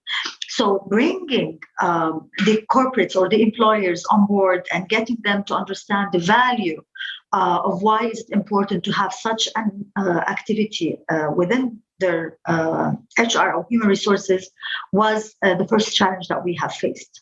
On the second point is allocation of resources from their own part, because at the end of the day, as you know, our approach was totally different. We have tailored and customized it to their needs as well. We went the extra mile and we built the capacity of the employers. So it was another layer of who to allocate for the project itself. I'm not going to say it was only a challenge. And then we were able to find a lineup of those courageous, bold people who were able to come on board and say, okay, fine, we're going to try. This is something of interest. And they were the pioneers. And we're very proud of all the employers that provided and showed interest and committed their time, their resources to be on board. The other actually challenge, I would say, it was around tackling the data. And I think Charlotte came to the point where knowledge is power. There isn't enough knowledge or data for us to be able to build upon.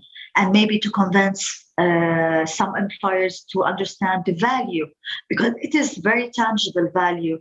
And we had to do all the researches, all the indexes all together. So I think these were like the major challenges from our perspective.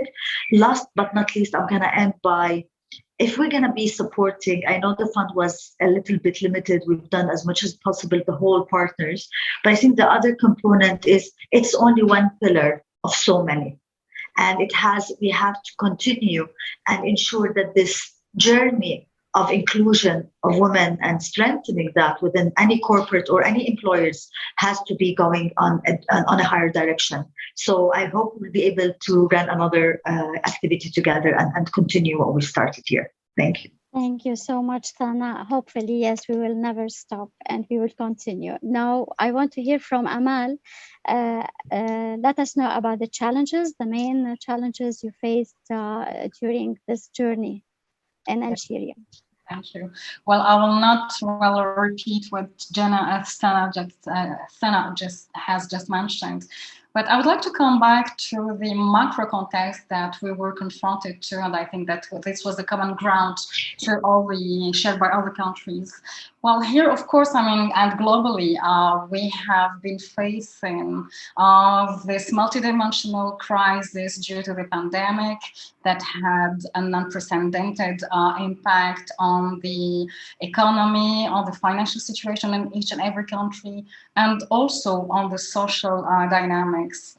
Well, of course, this was reflected at the level of each and every organization, each and every entity, because economic players, had to focus on one main aspect in their lifetime, that was their own resilience. Because everyone was roughly impacted by this global crisis of supply, of demand. So new plans had to be established, a new way of working has to be invented, and organization had to continually face this turbulent context where a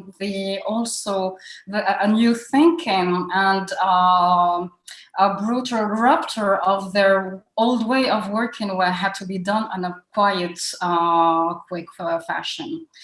So how this was reflected on our day-to-day operations, of course, all this had a very strong link to the HR departments that needed to establish new procedures, a new way of working, and reorganize their time allocation and HR capital in a different way.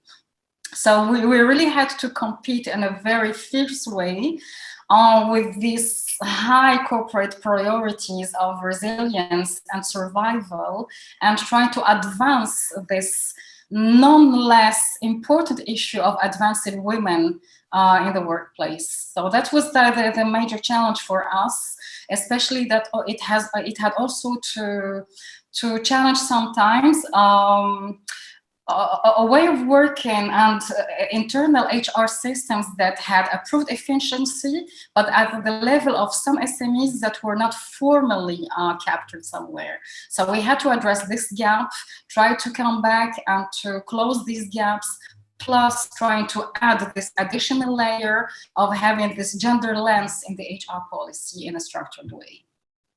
Thank you so much for this information and for describing the challenges. Great points, and thank you so much, Amal. Now I want to travel from Algeria to Morocco, and I ask Manal.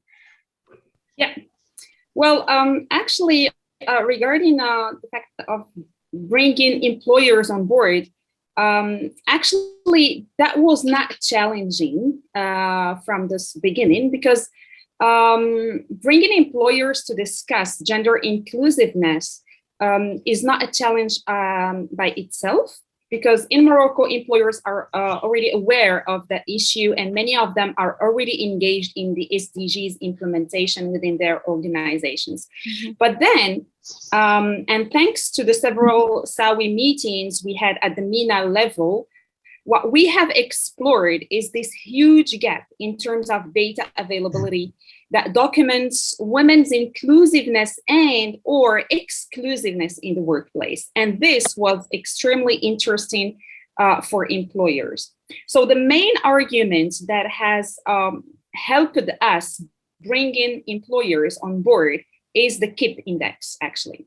Employers were very interested to know more about women's inclusion data. How is it happening in Morocco?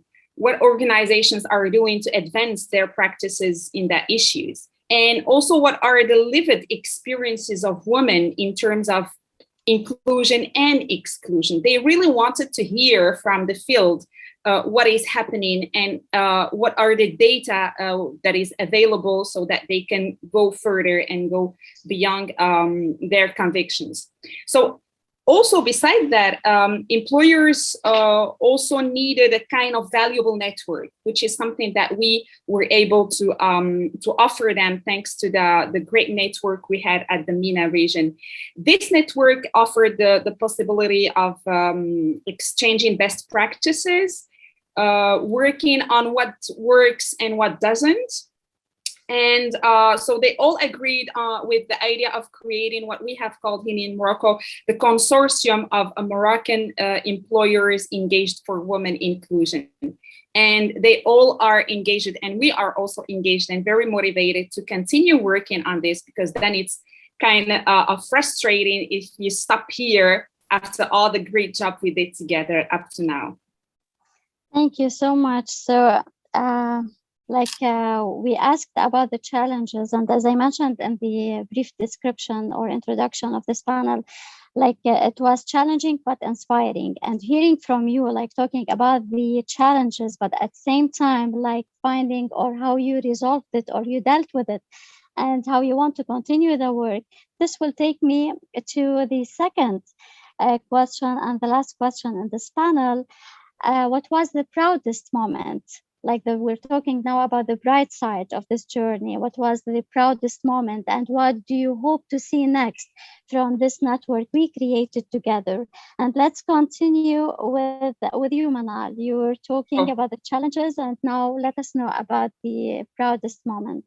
Well, everything was very great, let's say that this way. It is so hard to summarize all those more than 12 working months in one proudest moment. But let me say that, our Moroccan consortium is a great achievement by itself, because we managed to make employers working together. Additionally, I'm personally very proud of the way we worked together, and we were continuously supported by the civil team to co-create and co-construct the whole process. But also, I would say, as a country partner, my proudest value is, I would say, my team here in Morocco. Very engaged researchers who raised the challenge of making women inclusiveness advance at the managerial level with employers, but also at the academic level. And I'm very proud to announce that based on the research done in the Sawi project, we have published 2 papers. One that have received the prize of the best paper in a conference in France last November, and another one that has just been accepted for publication in international review in France. So I'm very proud of this. What is next? So this was the second part of your question, Ulfat. Yes. What we hope to see next. Yeah.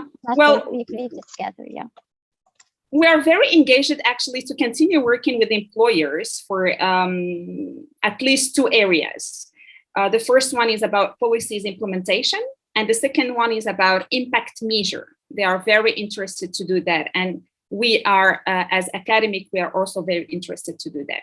And from the academic level, we will be more than happy to use all the data gathered in the Sawi project in the MENA region to publish together some scientific papers and contribution based on that.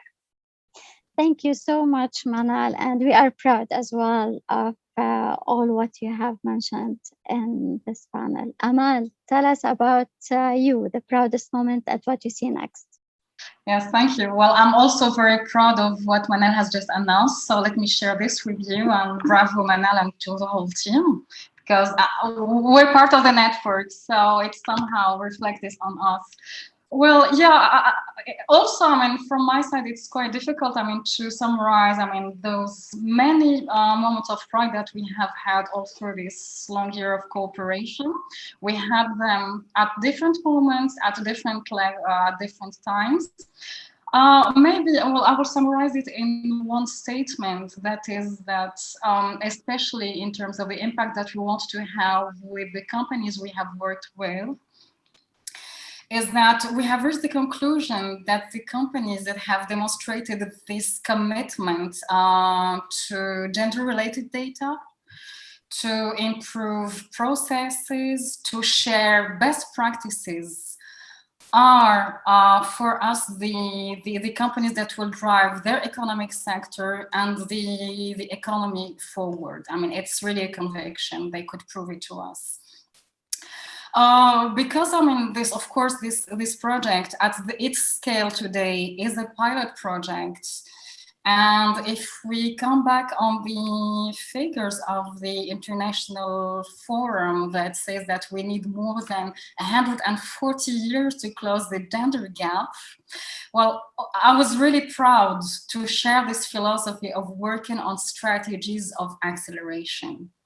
We're working on in a very effective way on a different momentum to close this important issue.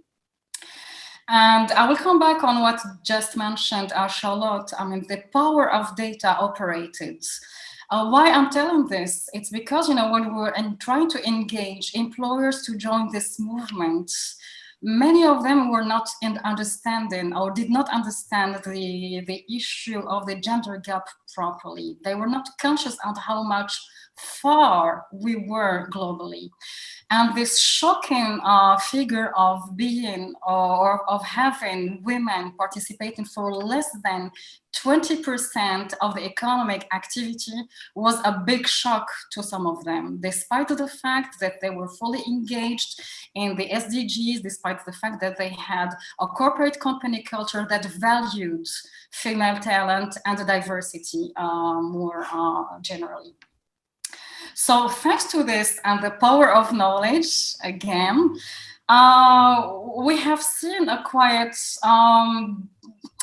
change in the mindset, in the sense that these employers took their role and responsibility and a full ownership of their role and responsibility in advancing this and impacts. And this was reflected not only at their level in trying to improve the way they captured data, in the way they were trying to improve their internal policies, but also in the way they have communicated in a very impactful way on the International Women's Day. And this was really a moment of pride. The way leaders of industries in the financial sector, in the health sector, communicated about women's role in the society was really meaningful. And I think that thanks to this, we have somehow collectively reached an increased advocacy capacity. What was your second part regarding the way we wanted to move forward? I'm not sure. Okay, yeah, we were asking about the proudest moment and how to, like, how you see what you see next. And but I have only 1 minute now left, so I think I will switch to and go to Sana now to end with you, Sana. We're speaking about fairness here. Okay, I'm gonna be precise, and for the first time of my life, I have committed to my minutes that you have given to me. But in my proudest moment, allow me, I have to mention a couple of things or some things, and I'm gonna be very brief. My proudest moment was that BPWA is one of the partners, regional partners, for such an impressive, innovative approach. Our proudest moment was when we talked to our expertise on the local level, Rada Hoot and Yara Masannat, and they accepted to do the job at the minimum of their fees, daily fees, because they believe this is something needed. My proudest moment when I started meeting with our employers and recruiting, and one of the employers was saying, sorry, we don't need to change words, he and she, to have an inclusive gender policies within our company. And to be honest, he challenged me more that we want to see and ensure that there is more outcome. And I know they will be lining up to come and see the value and the benefits of it. My proudest moment was in March when my team member, who has coordinated for the past 3 years the project, Iman Sleman, thank you so much, Iman, and I would like to thank you in front of everybody, because she put all her efforts and she's done a great job. And I'm very proud when she presented the achievement. Last but not least, my proudest moment is today, when I can say I belong to Sebel as BPWA, as Sana Kasamne, as the whole team, and Sebel is part of our journey, and all the employers will be able to say that we belong to such a community. Halla waqta, it is time. Thank you. Thank you so much. Thank you. Thank you all for your partnership. Thank you to all country partners and 8 countries for this journey. We are very proud of this work, and I cannot thank you enough for the work we have done together. And we're looking forward to continue the work.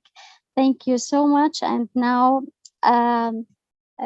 we will end with a video. We're very proud of our multi-sector, multi-country partnerships that have enabled us to make a change in the region, despite all challenges. Let us hear what some of our country partners have to say. Thank you again.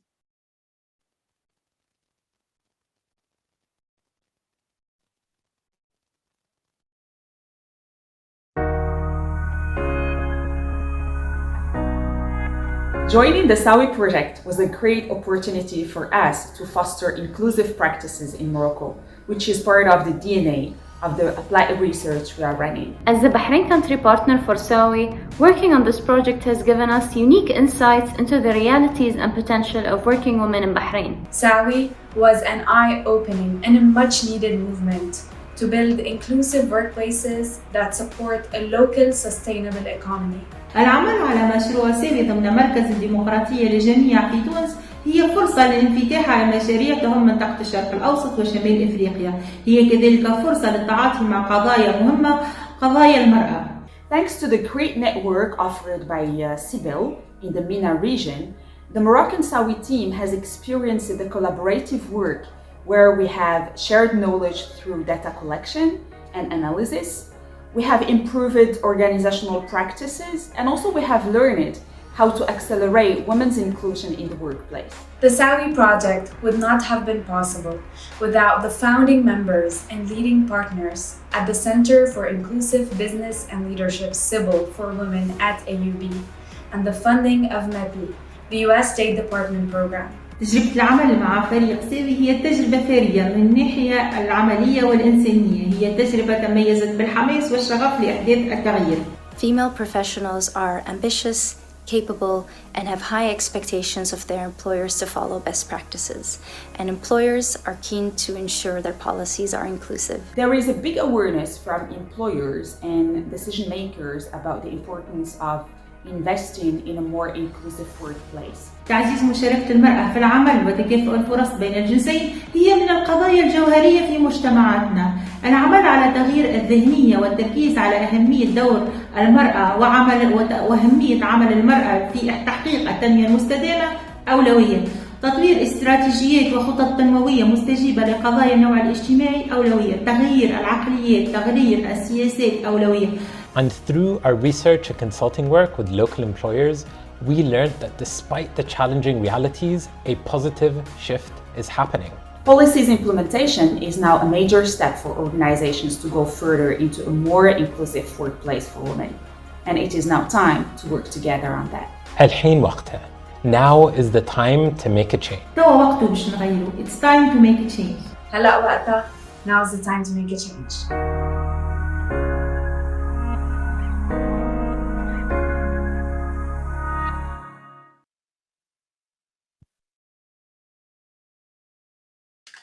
Thank you so much to the wonderful panel again and our inspiring country partners.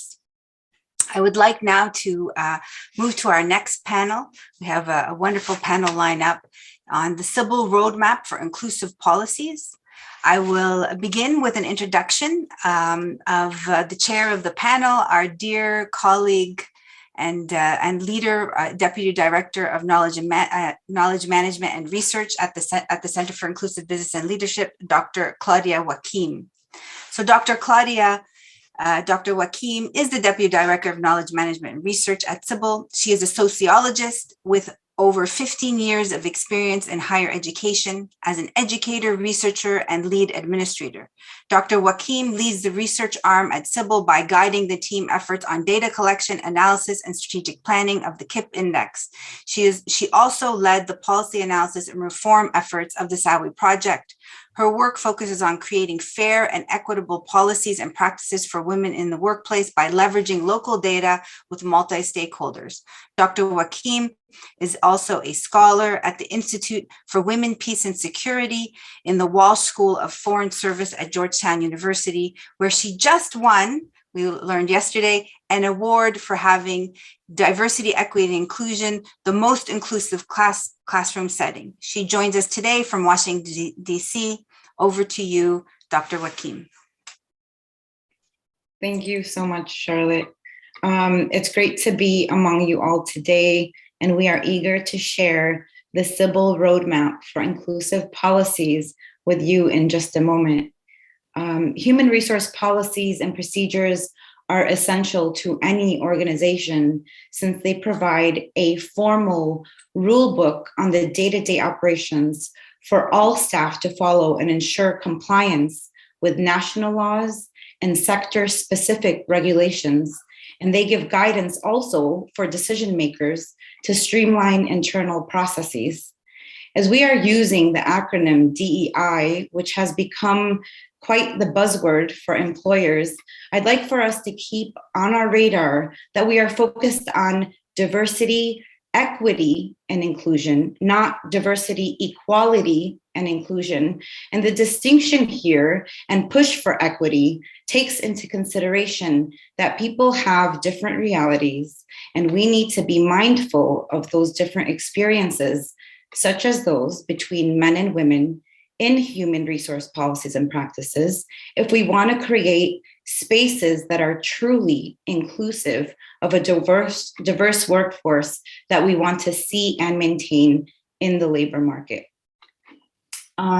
So our panel today, so during this panel, I will first be joined by two of my colleagues on the research team who will discuss some interesting data points as they relate to the Sawi project, including a debut of our Sybil Roadmap for Inclusive Policies, which we are delighted to make publicly available and accessible to you all.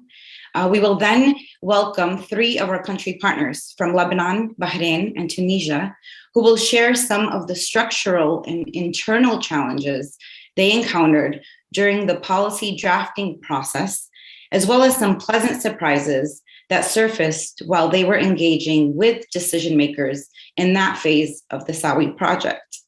Our country partners were instrumental not only in identifying and mobilizing employers within their countries, but they also worked very closely with them and our team in applying and testing the Sybil Roadmap. And we are delighted to have them on board with us today. If we could just go to the next slide, please.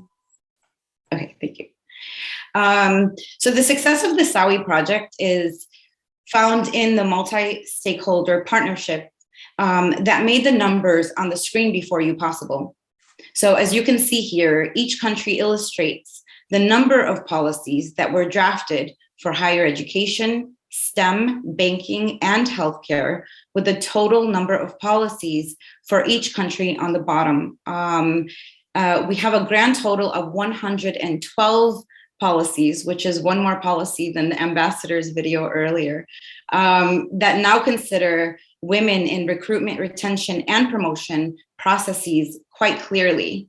So we hope this panel will illustrate how we were able to connect the dots between research and practice as we share how the efforts of collecting data and building an index along the nuanced data that we do have for the region, some of which are produced by the fantastic scholars on this webinar, help to set a baseline and understanding on employer trends as they relate to the human resource cycle and equity of women in the workplace.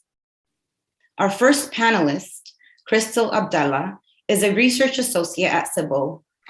She will share sector-specific trends from the KIP Index and how policy reform efforts made possible by the Sawi project are targeting some existing structural limitations that we see for women within organizations.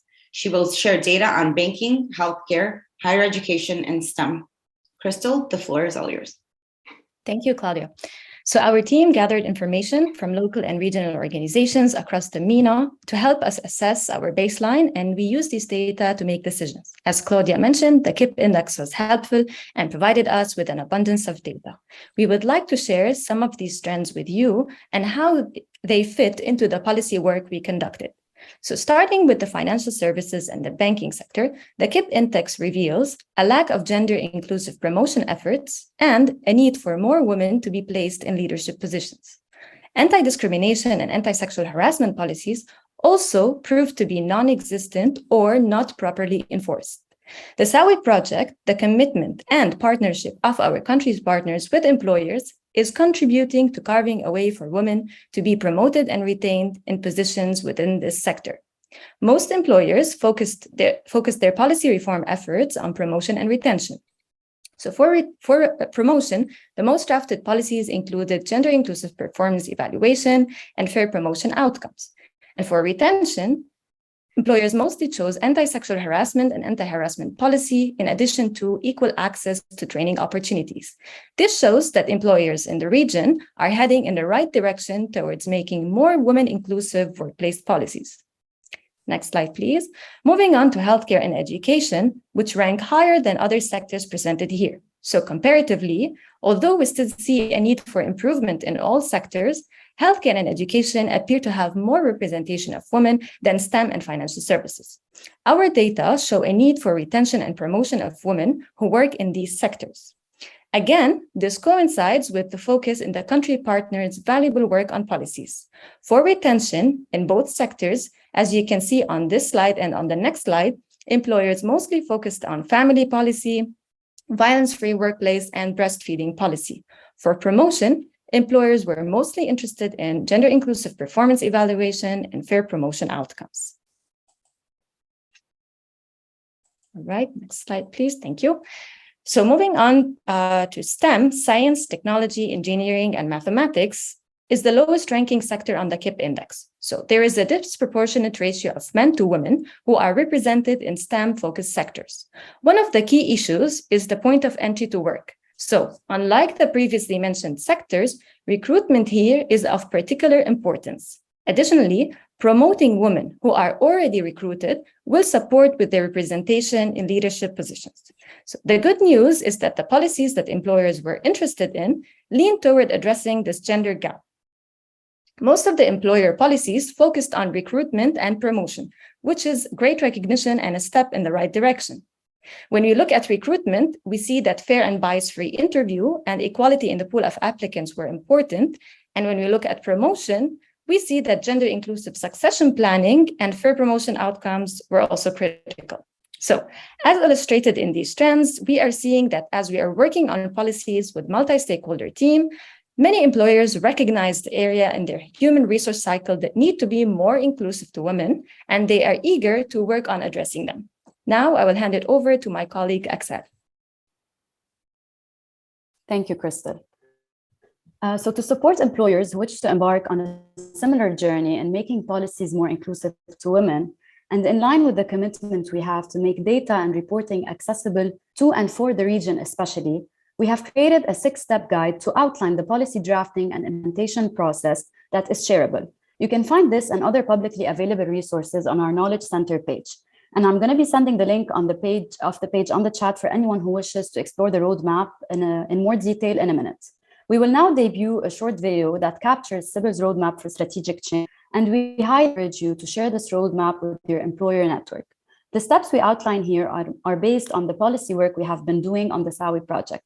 So if you can please play the video, thank you.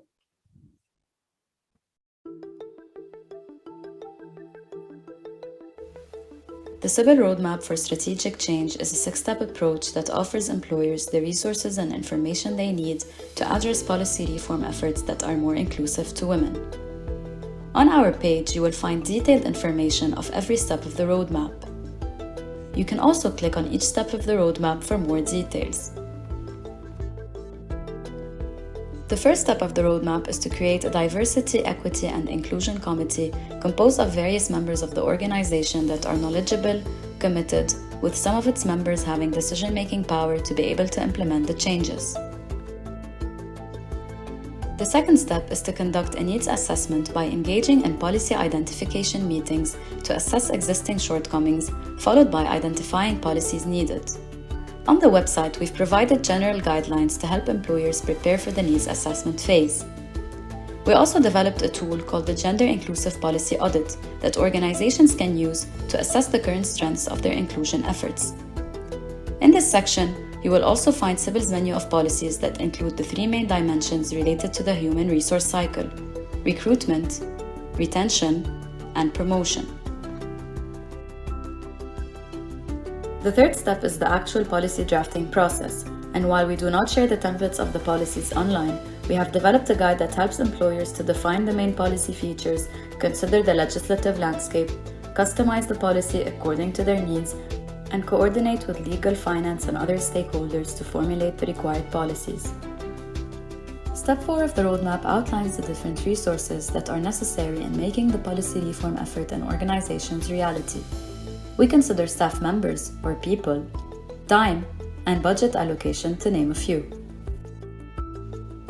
Step 5 describes the different phases of the actual policy rollout, which begins by ensuring coherence across the board, making sure the initiative has visible leadership support, important points to communicate, necessary training, and how to gather helpful feedback as the process unfolds.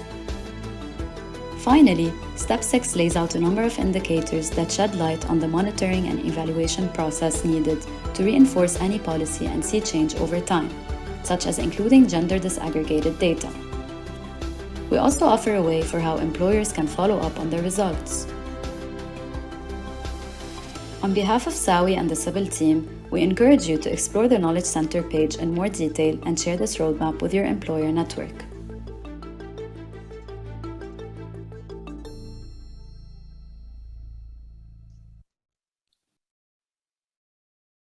Thank you so much, Excel. And Excel is our research associate of curriculum coordinator. She's a curriculum coordinator and research associate at CIBIL.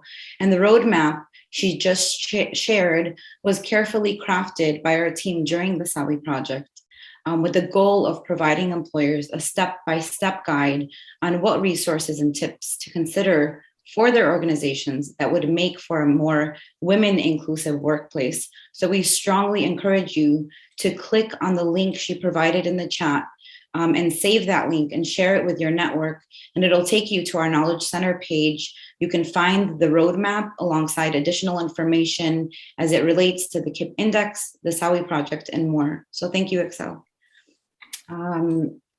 It's important to we just want to take a moment to kind of recognize what we see on our screen now, which is the 61 employers that were on board.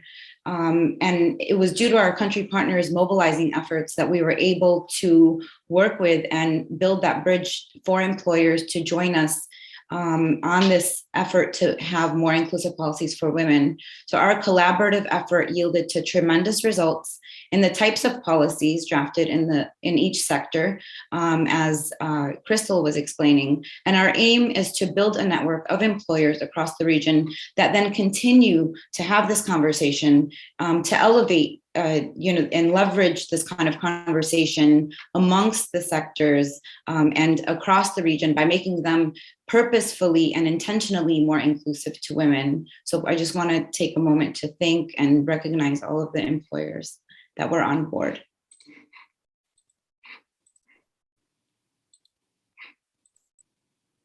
Thank you so much for this very informative and wonderful panel.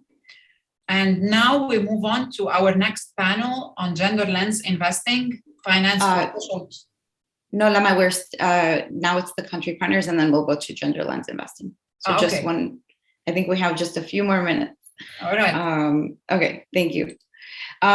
So now I'll be joined by 3 of our country partners who will delve into some of the challenges that they faced while working on policy reform efforts, as well as some of their pleasant surprises. Our 3 country partners join us from Lebanon, Bahrain, and Tunisia. So Sarah Abi Abdallah is the project manager at the Lebanese League for Women in Business, also referred to as LLWB, which is a socioeconomic, apolitical, non-religious association bringing together professional women with a mission driven by building partnerships and collaborations with various stakeholders in the ecosystem that share similar goals of addressing socioeconomic gaps. I also have with me Sabika Al-Shamlan, is the founder of Warsha Consultancy and Development, a Bahrain-based social enterprise that aims at developing youth and women in the MENA region through activities, research, and consultancy. And last but not least, I have with me Amira Marzouk, is the executive director of Democracy for All, a Tunisian NGO that works to advance human rights, civil liberties, and social development. She is also the deputy for the National Constituent Assembly and a former member of the Pan-African Parliament. So we will begin by focusing on some of the challenges each of them faced while working with decision makers on policy reform, starting with Sarah, followed by Sabika, and then Amira. I'd like to remind our audience members that you can switch to a live translation of your choice by clicking on the language translation icon on the bottom of your screen. Sarah, welcome. Good afternoon. It's a pleasure to take part in Sawi Project's closing event. As the saying goes, we reap what we sow, and Sawi has been an exceptional initiative and a robust stepping stone in paving the way towards building inclusive workplaces and economies. In my brief intervention, I'll share some of the challenges and later on the positive surprises faced while drafting inclusive policies and strategies with employers. One of the challenges that emerged was while working with small organizations of about 10 to 12 employees, whose HR structure was less developed and whose resources for HR were limited. Nonetheless, the challenge was overcome with good planning and good time management in order to devote the time and the resources needed for drafting the policies. Small organizations were eager to join the Sawi project, as this gave their organizations the chance to put inclusive policies and implementation strategies in place. Having inclusive policies and strategies helps organizations grow in a consistent and standardized manner, all while incorporating an advanced mindset in the organization's culture. With smaller organizations, the interest was mainly on fair and bias-free interview policy, meaning on inclusive recruitment, especially since smaller Sawi organizations were aiming to hire, grow, and expand.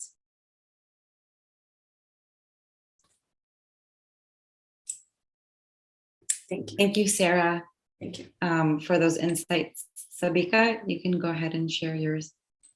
Thank you, Dr. Claudia. Thank you for having me and for this great partnership. When we started working with employers, there were some gaps in the existing policies, which we identified actually as an opportunity to start our work to enhance these policies towards inclusion. Something that stood out for us was the sector-based realities.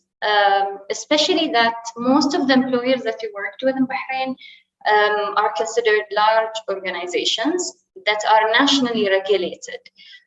So we have sectors such as the higher education, the banking, and the healthcare in Bahrain adhere to national regulation bodies and are expected to be consistently aligned with those regulators' requirements, policy-wise as well. Therefore, discussing adding an additional policy that is not necessarily required by these regulators was a very interesting element that we encountered. But there was great interest from all of the employers, and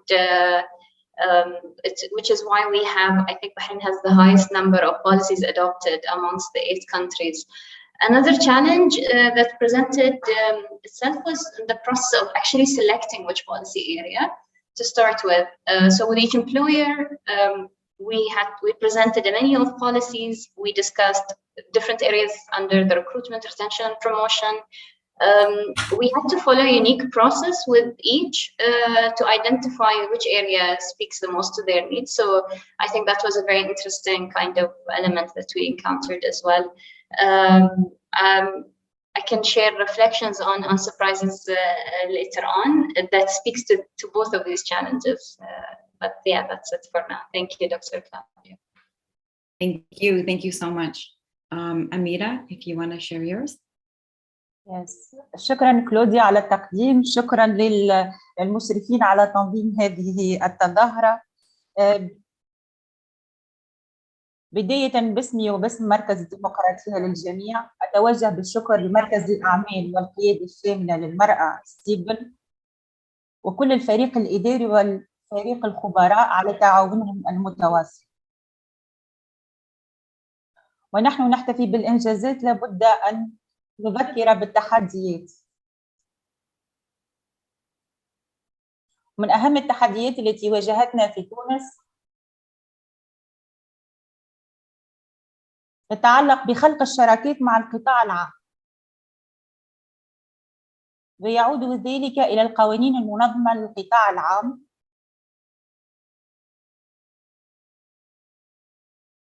التي تتميز بالخصوصية والتعقيد بالإضافة إلى مركزية القرار الإداري.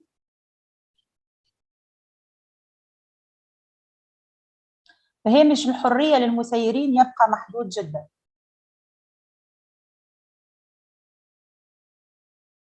في مقابل القطاع الخاص الذي يتسم أكثر بأكثر مرونة على مستوى سلطة القرار. رغم وجود قوانين تنظيمية فهي ترتبط أكثر برؤية صاحب العمل والأهداف الاستراتيجية للمؤسسة. أما التحدي الثاني فهو قطاعي ويتعلق خاصة بالقطاع المصرفي، حيث يتميز القطاع المصرفي بسياسات داخلية خاصة ترتبط بطبيعة القطاع، حيث تتطلب عملية اعتماد السياسات أن نلتقي مع مختلف أصحاب المصلحة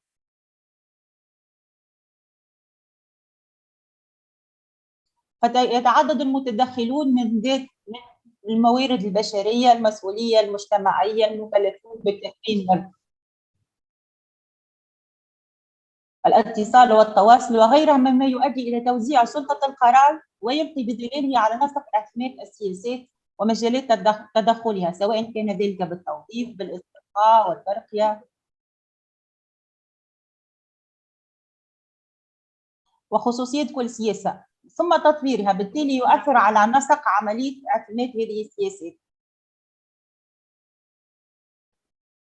وعموما كل التحديات التي واجهتنا القانونية والمؤسساتية تعكس عمق الفجوة بين المرأة والرجل في أماكن العمل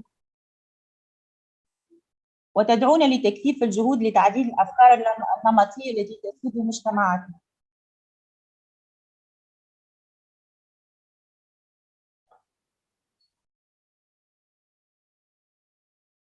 Shukran, Amira. Amira, just to clarify, because I have the translation, if you go to interpretation on the bottom of your screen and you click on the original audio, you won't hear the translator, so you don't have to pause. Okay.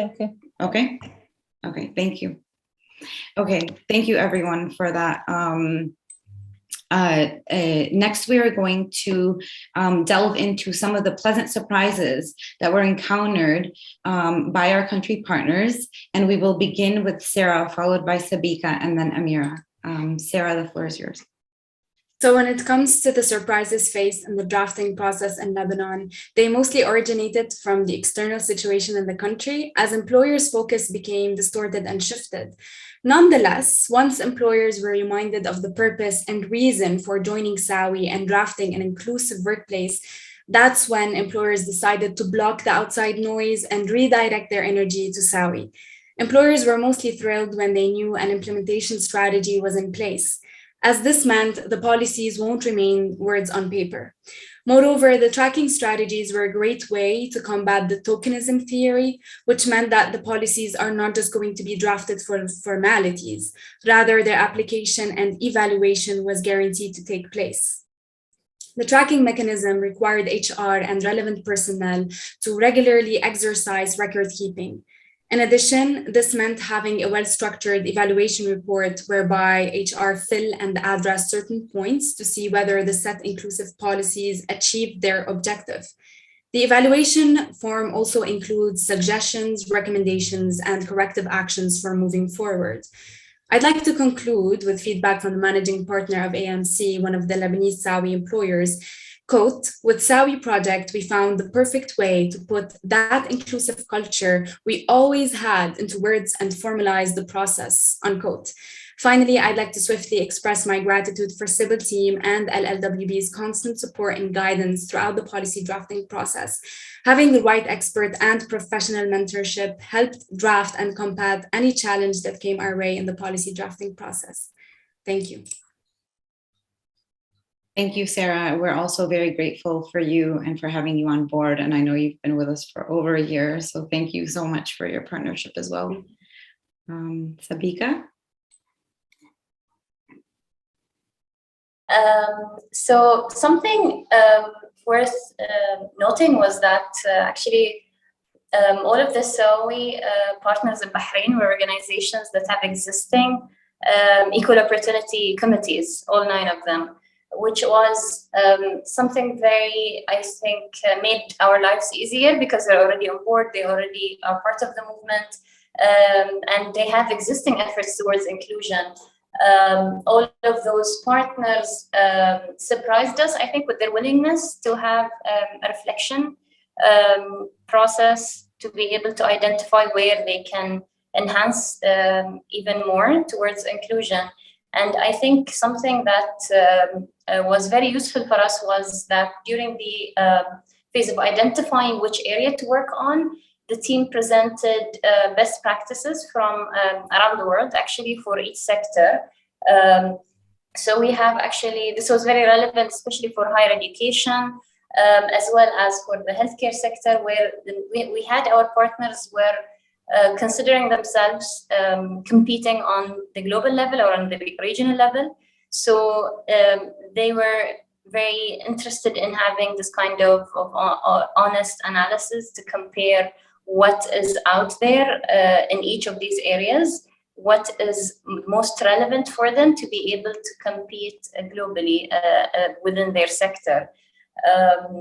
For the banking sector, the Sawi partners in Bahrain actually pioneers locally, nationally, which is why the intention was to become local trailblazers and to inspire other banks and other entities. So the banks we worked with, and Bahrain Bursa, National Bank of Bahrain, and Seco Bank, they have very progressive policies, but they also wanted to explore even other areas to be able to inspire others. Actually, something that was a very inspiring for us was for them showing interest in starting with implementing some of these policies. And we had earlier this month, Warsha conducted an anti-harassment, anti-discrimination training with one of these partners, taken as a step forward after the Sawi project. So we're very happy with that. We'd like to acknowledge their intention and their effort, and for you guys, for the team of Sybil, to give us this kind of push for lots of Bahraini companies to take this further. And we're very excited, and we are really encouraging everyone else to also start looking at the implementation strategies and start implementing these policies. Thank you. Thank you. Thank you so much, Sabika, and thank you for all of your efforts in building that bridge. Thank you so much. Amira, if you can share your insight on pleasant surprises. من أهم المفاجآت السارة لاحظنا أول مفاجآت كانت في علاقة بالمؤسسات الشريكة وخاصة في قطاع الصحة والتعليم العالي، حيث لاحظنا اهتمام الشركاء بتطوير واعتماد استراتيجيات أكثر شمولية للمرأة، فالحضور المكثف للمرأة في هذين القطاعين جعل أصحاب العمل أكثر حرصاً على تنويع السياسات، فكانت من جانب منها المتعلقة بمناهضة العنف ضد المرأة في أماكن العمل، إدخال مرونة على ساعات العمل، تطوير القيادات النسائية، وهناك الحرص على تنفيذ هذه السياسات والعمل بها. في علاقة من المفاجآت الثانية هي تعلقت بآثار مشروع ساوي. في علاقة بآثار مشروع ساوي فنحن إلى الآن نتلقى طلبات من مؤسسات راغبة في الانخراط في مشروع ساوي، بالتالي لتطوير سياسات شاملة لتحسين توظيف واستبقاء وترقية المرأة، وذلك بصفة طوعية. مررنا من مرحلة البحث على الشركاء إلى مرحلة انتقاء الشركاء وخاصة في القطاع المصرفي. في نفس هذا الإطار لقى مشروع ساوي اهتمام من الصحافة الوطنية، مما يفتح المجال لتغيير العقليات من خلال الإعلام الذي يلعب دورا هاما ومحوريا في التعريف بالقضايا الهامة والملحة في مجتمعاتنا. وأخيرا صدور نص قانوني يجيز العمل عن بعد في القطاع العام، وهذا يعتبر إنجاز ويعتبر تغيير سيحدث تغيير على مستوى القطاع العمل وآليات العمل في القطاع، وآليات العمل المعتمدة في القطاع العام. ختاما أقول أن خلق أماكن عمل شاملة أكثر شمولية للمرأة يحتاج العمل على 3 مستويات: القوانين، المؤسسات، والمجتمع.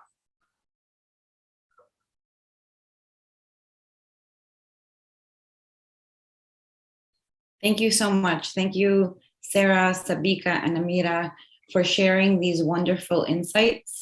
Your roles have been pivotal throughout this project on policy reform with Sawi, and with our continued effort to work together in collecting data from employers and directly from women who work within these organizations in the region. So we are grateful for your partnership.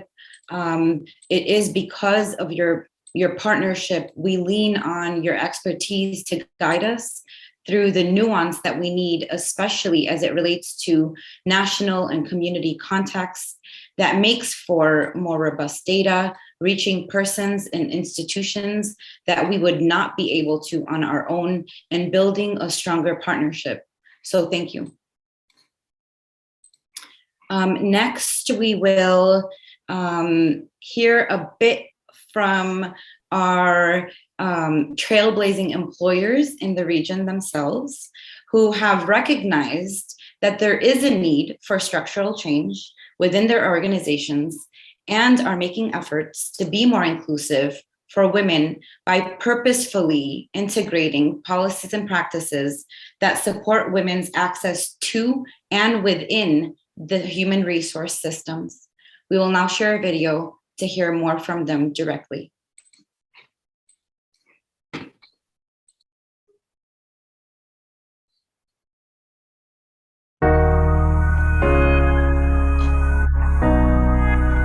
أحد التحديات اللي بنواجهها بقطاع تكنولوجيا المعلومات هو إنه عدم تساوي النسبة ما بين المرأة العاملة والرجل. إحنا في أرابيلا بنآمن بأهمية عمل المرأة في شركتنا ومصنعنا، لأنه وجود المرأة في بيئة العمل بيخلق نوع من تغيير في بيئة العمل، وهي بتبتكر وبتعطي أكثر لصاحب العمل. تنويع كتير حلو بالمجتمع، حلو إنه يكون في اختلاف بالآراء عشان الإبداع يبين أكثر. الممارسات اللي بصندوق المرأة من زمان وكبيرة بتتطور من فترة إلى فترة، بتشجع وجود السيدات وتحفيزهم للمشاركة في سوق العمل. بنشجع الشركات إنها توظف وتعزز دور المرأة في الشركة وتدعمها حتى تطور من حالها وتثبت قدراتها. فبشجع باقي الشركات من أي قطاع تاني إنهم يشتغلوا على سياسات اللي بتعزز مشاركة المرأة في سوق العمل عشان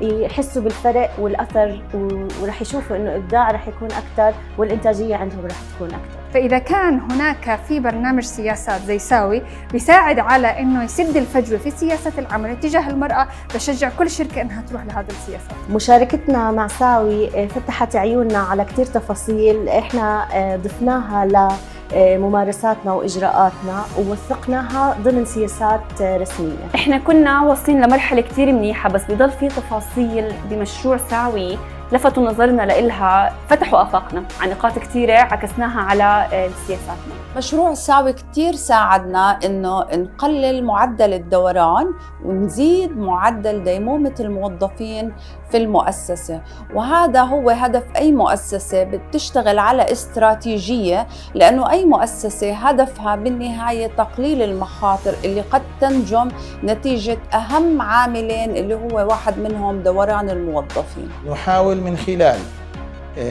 مساعدة مشروع ساوي لتطوير النظم الإدارية في إدارة الموارد البشرية، في الاختيار السليم، في الاختيار الصحيح السلكشن، في نظام كيفية التوظيف لكلا الجنسين بدون تمييز. احنا كنا بنطبق كل هاي المفاهيم ولكنها مش موثقة، فبرنامج ساوي ساعدنا على توثيقها وتطويرها، وكان هذا إشي كتير مهم بالنسبة لنا. ثاني إشي برنامج ساوي ركز لنا على استخدام اللغة الشاملة اللي ما بتميز بين الجنسين وبتبعد عن الصورة النمطية اللي دائما مستخدمة الستيريوتايبس. Gender equality has always been a main pillar in AMC's culture. With Sawi project, we found the perfect way to put that culture into words and formalize the processes, from the recruitment to the retention of staff, to ensure the inclusivity of women in a safer and more motivating work environment, as we believe that having women on board has always shown more organizational dedication and greater productivity. ساعدنا برنامج ساوي على سد الفجوة بين السياسات اللي موجودة عندنا وبين سياسات الموارد البشرية. من خلال مشروع ساوي قدرنا نخلق بيئة مثالية للمرأة العاملة عن طريق القوانين والأنظمة اللي عملنا فيها بالريكروتمنت والبروموشنز. بنشجع شركات قطاع التكنولوجيا لتكون جزء من هذا المشروع لتقدر تدعم المرأة وتوفر فرص عمل مناسبة ولحتى كلنا نزدهر كأفراد وقطاع ومجتمع. We at APBS pledge our commitment to support and accelerate women's inclusion by drafting and implementing inclusive workplace policies across the MENA region. حان الوقت. Now is the time to make a change. We at AMC pledge our commitment to support and accelerate women's inclusion by drafting and implementing inclusive workplace policies across the MENA region. هلا وقتها. Now is the time to make a change.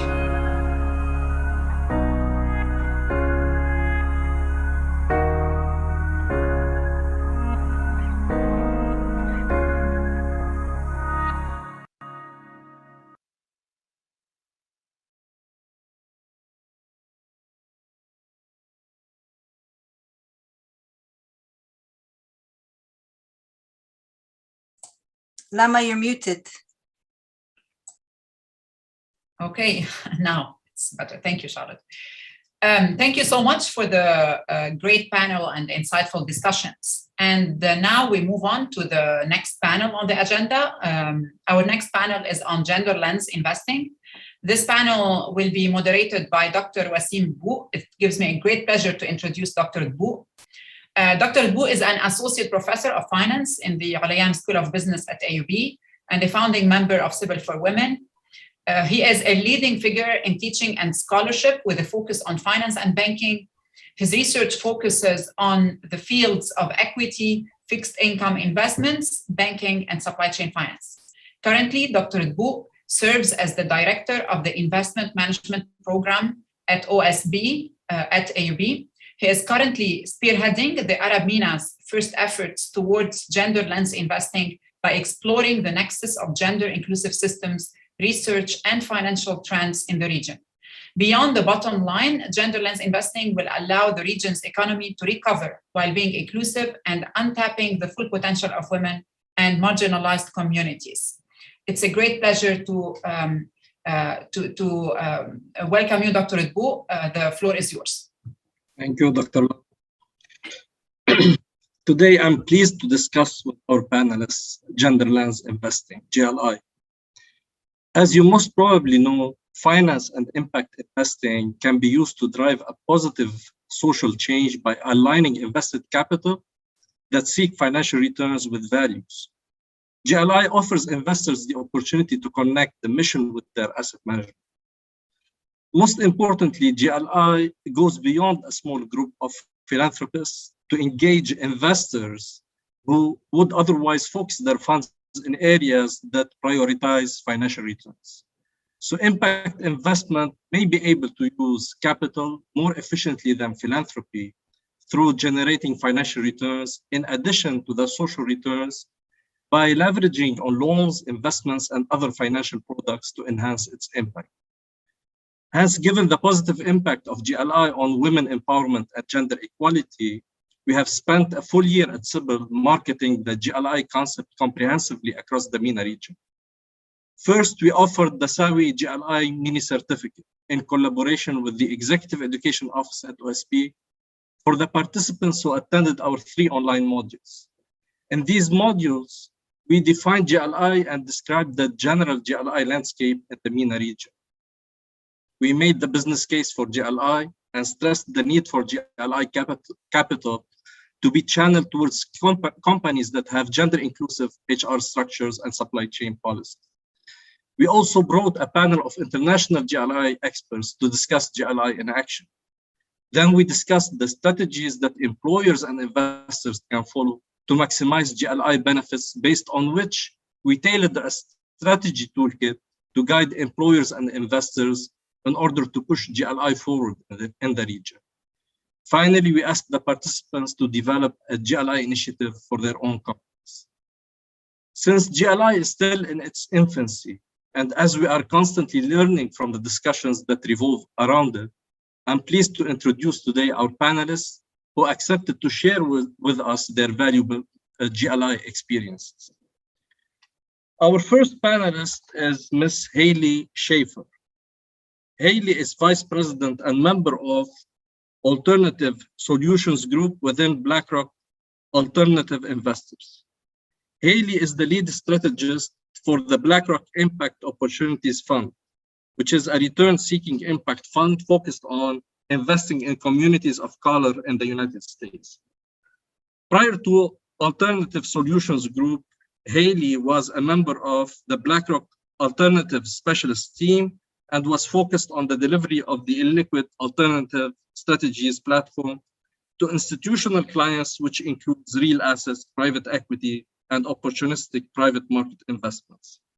Haley graduated with high honors from the University of Michigan in 2015, with a Bachelor in Business Administration from the Stephen Ross School of Business and a minor in Political Science. Our second panelist is Dr. Zeina Zaidan. Zeina is a globally recognized business leader who served on Sybil Advisory Board since the inception of the center. She is also an advisory board member for Sarwa, Technica International, and board member at Holcim. She is the first woman in the MENA to sign the UN WEPs from New York City when she was chair of the board of directors of a leading financial corporation in the MENA region. Zeina combines strategic vision with extensive executive, managerial, and financial experience, with a focus on International Financial Reporting Standards, IFRS. Zeina is dedicated to use her expertise and network to empower women and expand opportunities for women to reach leadership positions. She works with the International Finance Corporation, IFC, to certify and mentor women on boards and women entrepreneurs across the region. She is also an advisor, trainer, and mentor for several SMEs across the region, using her expertise specifically to help SMEs scale up. Our third panelist is Ms. Grace Al-Azhar. Grace joined Holcim as the CSR coordinator to support the company in implementing and expanding its CSR and sustainability commitments. Currently, she expanded her role and serves as the communication and HSE manager at Holcim Lebanon. Grace has always been passionate about sustainability and has worked at Holcim on various aspects of sustainable development. Her diverse role focuses on identifying and managing sustainability on social and environmental issues, as well as human rights, in collaboration with stakeholders, all while ensuring the workforce's health and safety. Grace graduated from AUE with a bachelor's degree in environmental health and a master's degree in environmental sciences. So welcome all. So let me start the discussion by addressing my question to Haley. Haley, it's refreshing to see that a leading global asset manager such as BlackRock has created a fund based on gender lens. What are the reasons for incorporating gender lens into your investment strategies? Great. Thank you very much to everyone for having me today. And very excited to speak on this topic, not only because I believe there is a very exciting opportunity to help women achieve gender equality and greater empowerment through investing, but there's also an incredibly exciting investment case as well. According to a study by Citi, achieving gender parity in business growth could boost our global GDP by as much as $2 trillion. And therefore, investing in women certainly means that we are investing in all of us. So BlackRock is focused on approaching the social investment space with an investment lens, as was mentioned in the introduction. And we believe that the supply-demand dynamics in the gender lens space have the opportunity to provide our investors with attractive risk-adjusted returns. So on the spectrum from philanthropic efforts through non-concessionary investing, at BlackRock, we're focused on non-concessionary investing and proving that you can both do good and do well for women, as well as your investors through gender lens investing. So taking a step back in terms of how we define gender lens investing, we define the space as the intentional allocation of capital and the alignment of investment strategies, processes, and products to achieve both positive and tangible contributions against women's empowerment objectives that has the opportunity to generate a financial return. So exciting news to share. As recently as last week at Davos, BlackRock announced a partnership between BlackRock and the United Nations focused on the gender lens space. And we really hope that by leaning in through this partnership that we can get closer to the United Nations Sustainable Development Goal number 5, focused on achieving gender equality and empowering all women and girls. So through this partnership, BlackRock and UN Women is looking to really take a holistic approach to the gender lens investing space. And BlackRock will be launching investment solutions that span from the public market space to the private space, including better options for female individuals looking to invest for retirement. So while BlackRock is broadly focused on developing gender lens offerings across the public and private markets, in my role, I'm particularly focused on the private market space. Here within private markets, we are looking to accelerate the amount of capital that is being invested in female business leaders, owners, and entrepreneurs, as well as make investments that broadly benefit women through job creation via products and services that serve women. And a popular framework for defining some of the ways an investor can approach the gender lens space is through the 2X challenge framework, which is where our team really began in terms of refining our focus and how we wanted to approach the space broadly. But really quickly, a few points on why we're so excited about the gender lens standpoint. We are seeing really interesting parallels emerging as it pertains to investing in women as well as performance. So first, we continue to see underinvestment in women-led businesses and asset managers. So for example, women only hold 10% of all senior positions in private equity firms globally. And women-led enterprises today collect less than 3% of global venture capital dollars. Simultaneously, we see in a study issued by Boston Consulting Group that female-founded and co-founded startups have a higher success rate with an average return of 78 cents for every dollar invested compared to male-founded startups at 31 cents. So what is driving this outperformance? One explanation is that women purchase 70 to 80% of consumer goods and lead the majority of household purchases. Therefore, by investing in businesses that appeal to women and address unmet needs, there is an opportunity for better revenue generation.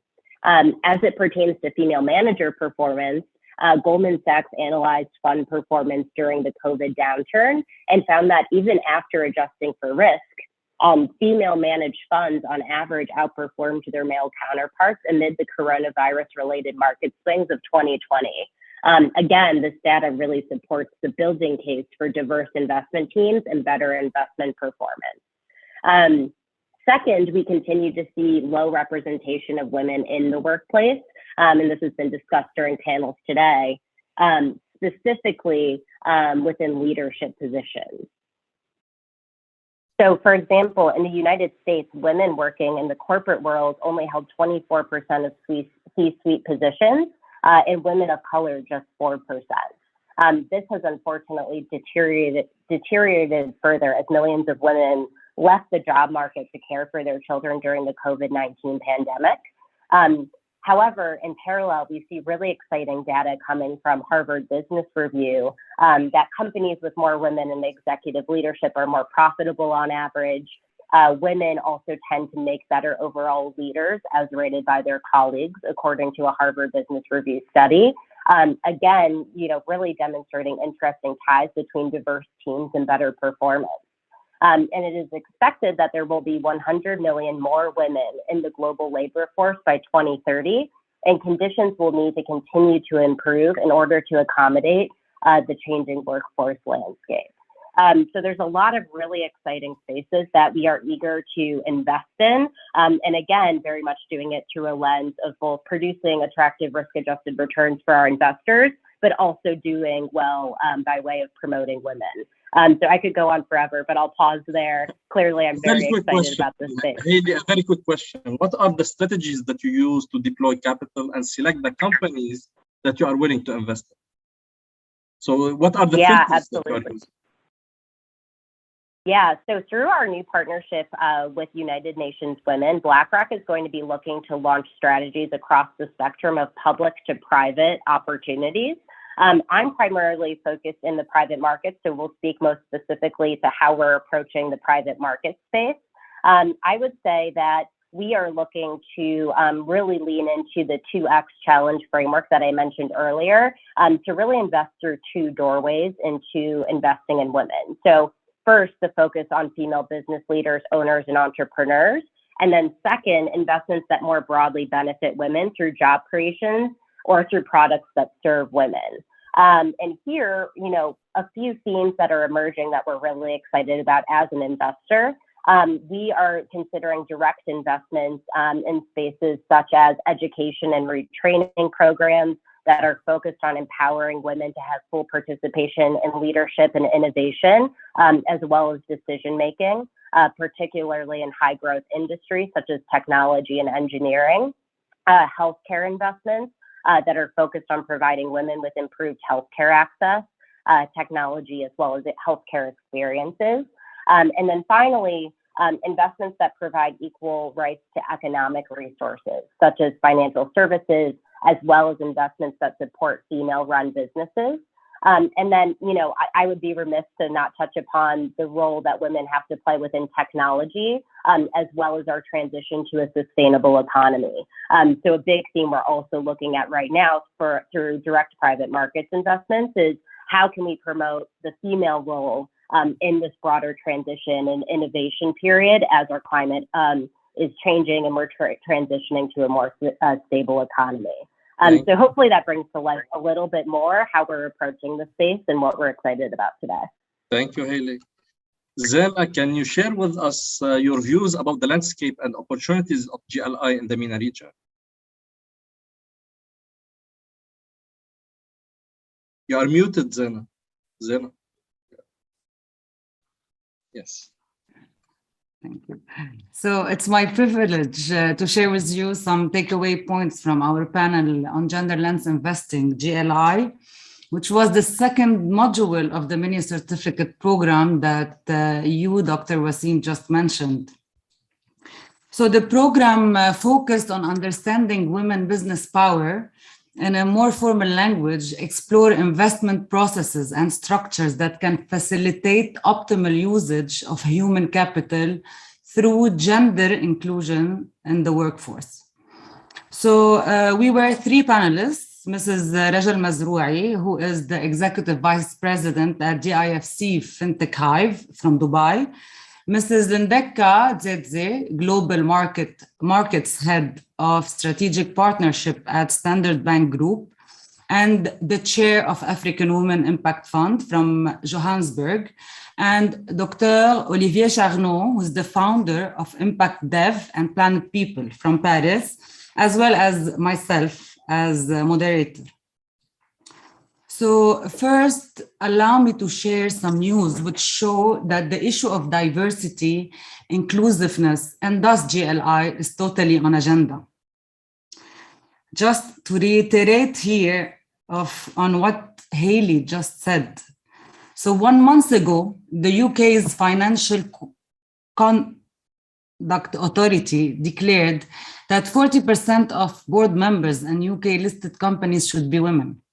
1 director should be a person of color, and 1 C-suite executive should be a woman. On the other hand, a superior court judgment in the US state of California found this month that a requirement to have at least 3 women on corporate boards under a California law was in violation of the equal treatment principle of the US Constitution. For me, when I see legal controversies unfolding over an issue such as board seat quotas for women and others that have long been underrepresented on boards and in decision-making positions of power, it is a sure sign that topics such as women's rights, women's inclusion, and women in leadership are important for the world's sustainable future. Women always tend to play an immense role in this fight, which is a fact that I was reminded of recently when I read a speech that the IMF's director, Kristalina Georgieva, gave recently at her alma mater in Bulgaria.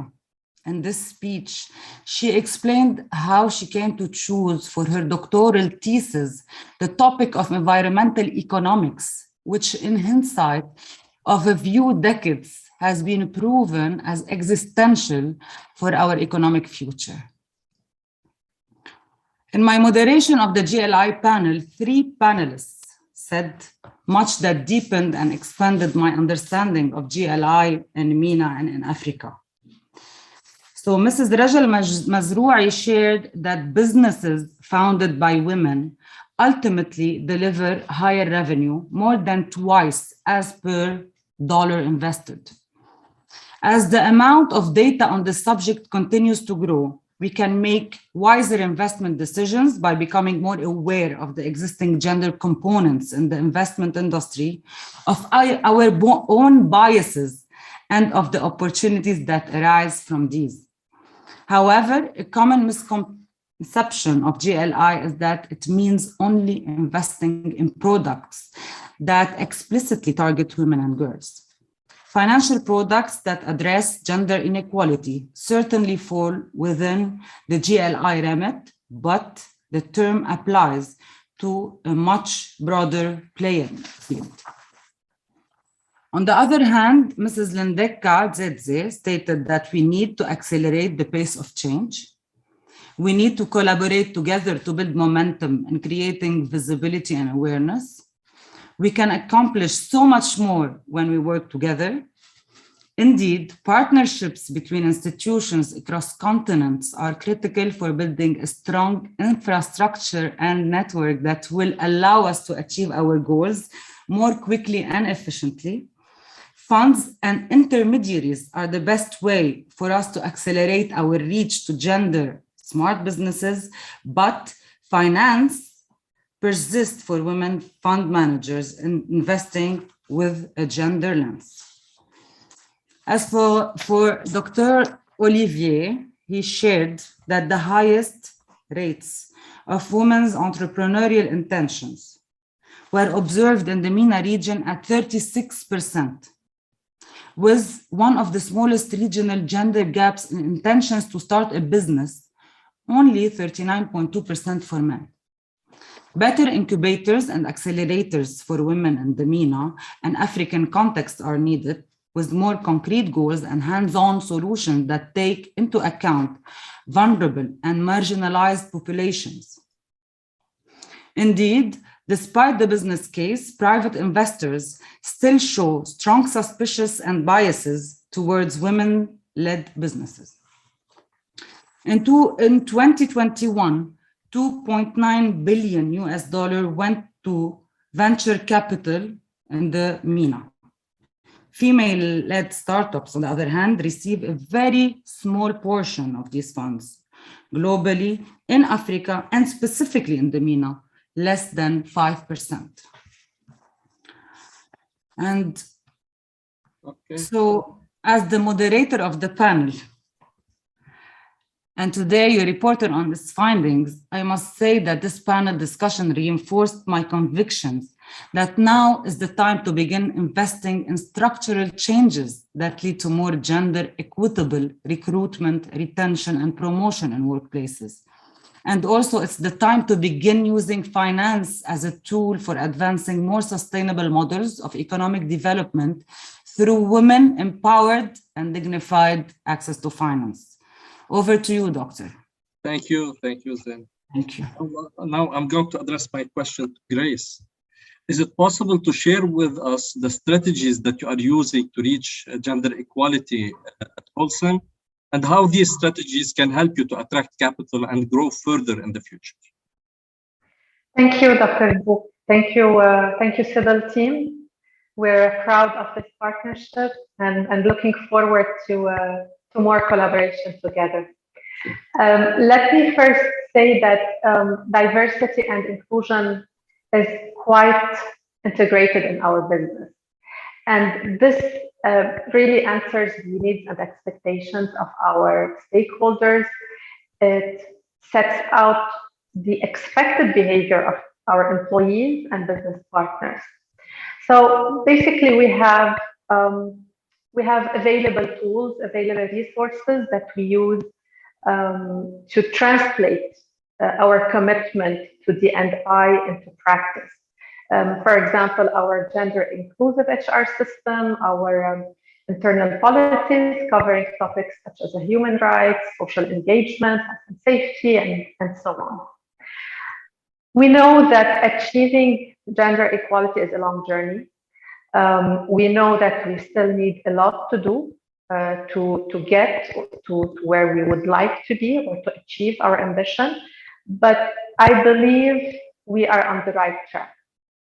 So other than being a signatory of the UN web, which reinforces our commitment to sustainability and our role in corporate responsibility, currently in Lebanon, women represent 33% of our board. They represent 21% of our management. We have women in roles of responsibility leading departments in our company, in production, internal assurance, security, compliance, sustainability, finance. So, and this is something we're really proud of. And we know that usually women, they haven't traditionally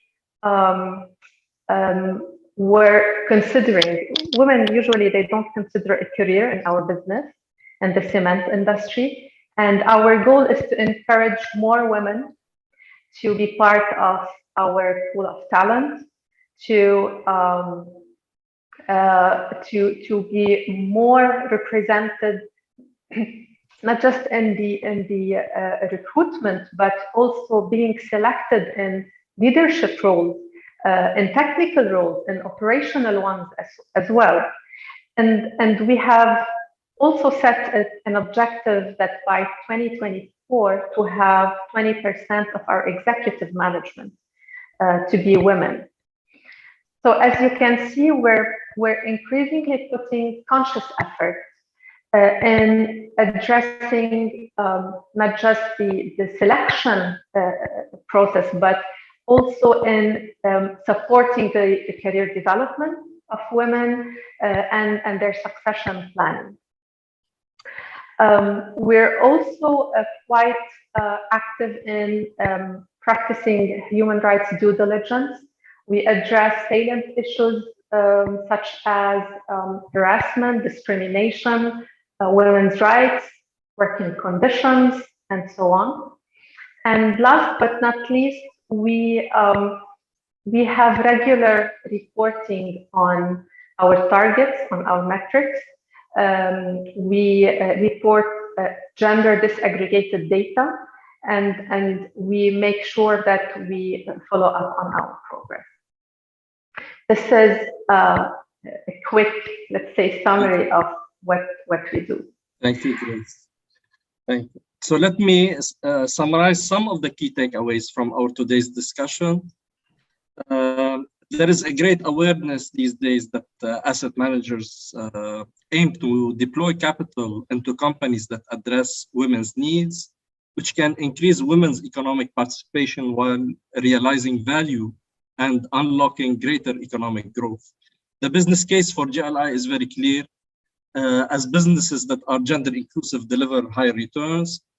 Despite the business case, we see some discrimination in the MENA region. For example, women-led businesses face hurdles in the fundraising process. Also, there is the need to engage the ecosystem in the process.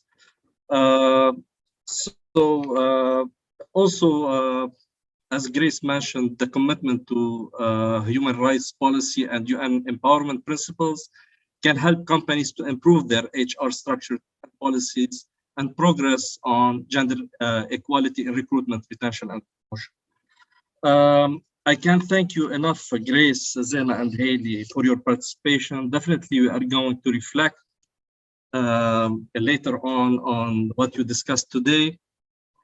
And now to conclude the session, let us feature a video about women in finance.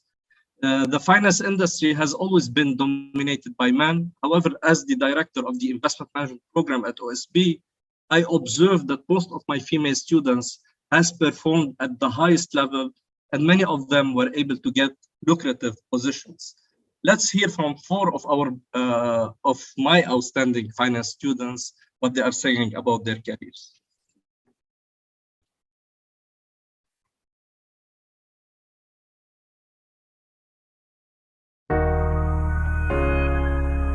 One of the main issues I wanted to highlight today is the lack of participation of women in the industry. It's a lack of education or barriers to education that many girls face at a young age, such as poverty, child marriage, and gender-biased violence.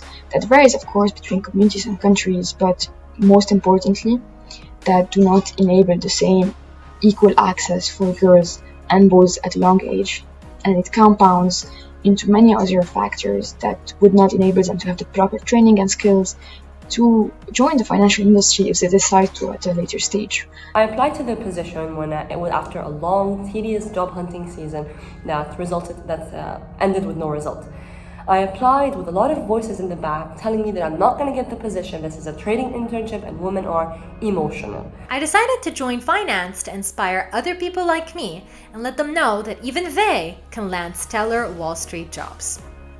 It's the drive to carve out a path for more women, especially from the Middle East, to take on Wall Street and pursue similar roles and jobs that makes me want to go to work every day. What drove me to be in this field are the endless opportunities for growth my career provides me with. Working alongside brilliant minds in this space, both females and males alike, widens my perspective and my way of analyzing things. We were 4 interns and I was the only female. At the back of my mind, I was questioning, did I land this because I was good or competent, or because I'm a female and they have a quota? So I worked hard day and night in order to prove to myself that I'm competent enough.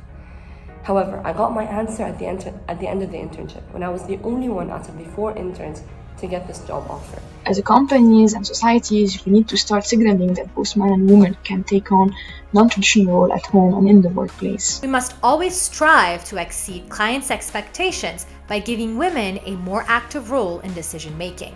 Despite these troubling and trying times, one must not forget the imperative role that women play in creating and adding value to clients. One of the many successes I find in my career is that difference is nurtured and even encouraged.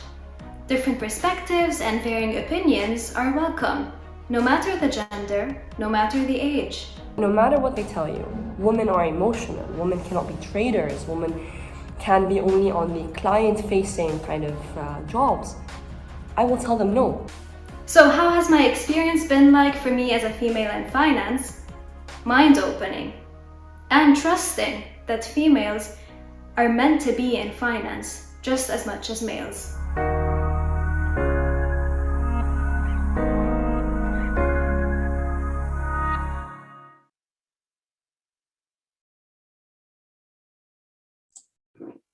Wow, it's very hard to follow. Very hard to follow those wonderful students and inspirational students. Thank you to our panelists. Thank you, Dr. Wasim, for bringing us together, for moving forward this initiative. It's really, really wonderful to see.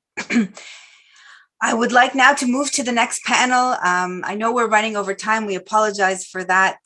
But without further ado, I would like to introduce the next panel, which is on inclusive policies as mechanisms for achieving ESG. And with that, I will introduce our dear, dear colleague and co-founding member, Dr. Carmen Jaha. She is an associate professor of public administration, leadership, and organizational development at the American University of Beirut. And as I said, a co-founding member, as well as the director of communications at the Center for Inclusive Business and Leadership for Women at the Al-Ain School of Business, AUB, twice awarded by AACSB as Innovations That Aspire. She is also a recipient of the Maria Zambrano Catalana Government Award for Internationally Scholarly Talent. She is a faculty member in the master's program on migration and a senior member in the interdisciplinary research group on migration at the Department of Political Science at Pompeu Fabra University in Spain. Carmen has received the Fulbright Award as a visiting scholar at Harvard University, the Mellon Grant as a visiting scholar at the Institute of Advanced Study, and the Brown International Research Grant as a visiting scholar at the Watson Institute at Brown University. Over the course of her career at AUB, she has received as a PI and co-PI a total of $8 million in research funding from the Middle East Partnership Initiative at the US Department of State, European Union, the Norwegian Research Council. Carmen is a leading activist who works on women's rights, refugee protection, and freedom of expression. Most recently, after the Beirut explosion, she co-founded an interprofessional network of 200 plus experts to address community health, education, SME recovery in the devastated areas of the blast, recognized by AACSB also as an innovation that inspires. With that, I hand over to our dear friend and colleague, Carmen. Thank you, Charlotte. Good afternoon and good morning. And we are so sorry that we are running late. It shouldn't be a problem because I speak really fast, but I'm really happy to be here and to hear all of these narratives from different corners in the world, really, and different perspectives and different ranks and different age groups, pointing to the importance of the work that we're doing in terms of changing structures. I'm delighted to moderate this panel today that looks at inclusive employer policies within a broader lens as a vehicle towards achieving and advancing a regional and global momentum on the agenda pertaining to environmental, social, and governance reform. The marginalization of women in society and discrimination against women at the workplace are salient phenomena exacerbated by weak governance systems, corruption, and oppressive politics all over the world. In this panel, we explore the ways in which ESG can amplify inclusion and dyadically amplify how women dignified economic participation can help us move forward towards these indicators. And joining me on this panel is our colleague and friend, Dr. Lina Daouri, who is a tenured associate professor of organizational psychology, human resource management at OSB in AUB. She is also currently a visiting researcher at Aalto University in Finland and recipient of the 2020 Distinguished Scholar Award from the Arab for Social Impact Development Fund. Lina is the founder of the Evidence-Based Healthcare Management Unit at AUB, a cross-disciplinary unit focused on promoting the use of data, evidence, and scientific methodologies for improving operational decision-making and business context in hospital settings. Following the multiple crises that hit Lebanon, from the collapse to COVID and the catastrophic blast, Lina co-founded a grassroots initiative born out of interdisciplinary work, خضة Beirut, which aimed to co-create local solutions, co-build alternative institutions, and co-design best practices to ensure the well-being and dignity of the inhabitants of Lebanon. Her role in خضة Beirut focused on developing the strategic plan, and this initiative was recognized by AACSB as innovations that inspire. In parallel, Lina, as a research affiliate at Sybil for Women, co-ambassador of the Women in Data Science project, where she actively works on partnering with private and public sectors and policy change for women's economic empowerment. Welcome, Lina, from Finland. I'm also very excited to introduce Thomas Jelly, because we believe that we need to work with experts and stakeholders all over the world, not just those within the academy, in order to further the agenda on inclusion. And so Thomas is a formal lawyer with an MSc in sustainable development. He draws on over 15 years of international experience in corporate sustainability, thought leadership, and stakeholder engagement. His work has spanned strategy development and deployment, reporting, benchmarking, stakeholder engagement in fields as varied as environmental management, workplace health and well-being, employee engagement, diversity and inclusion, and local community engagement.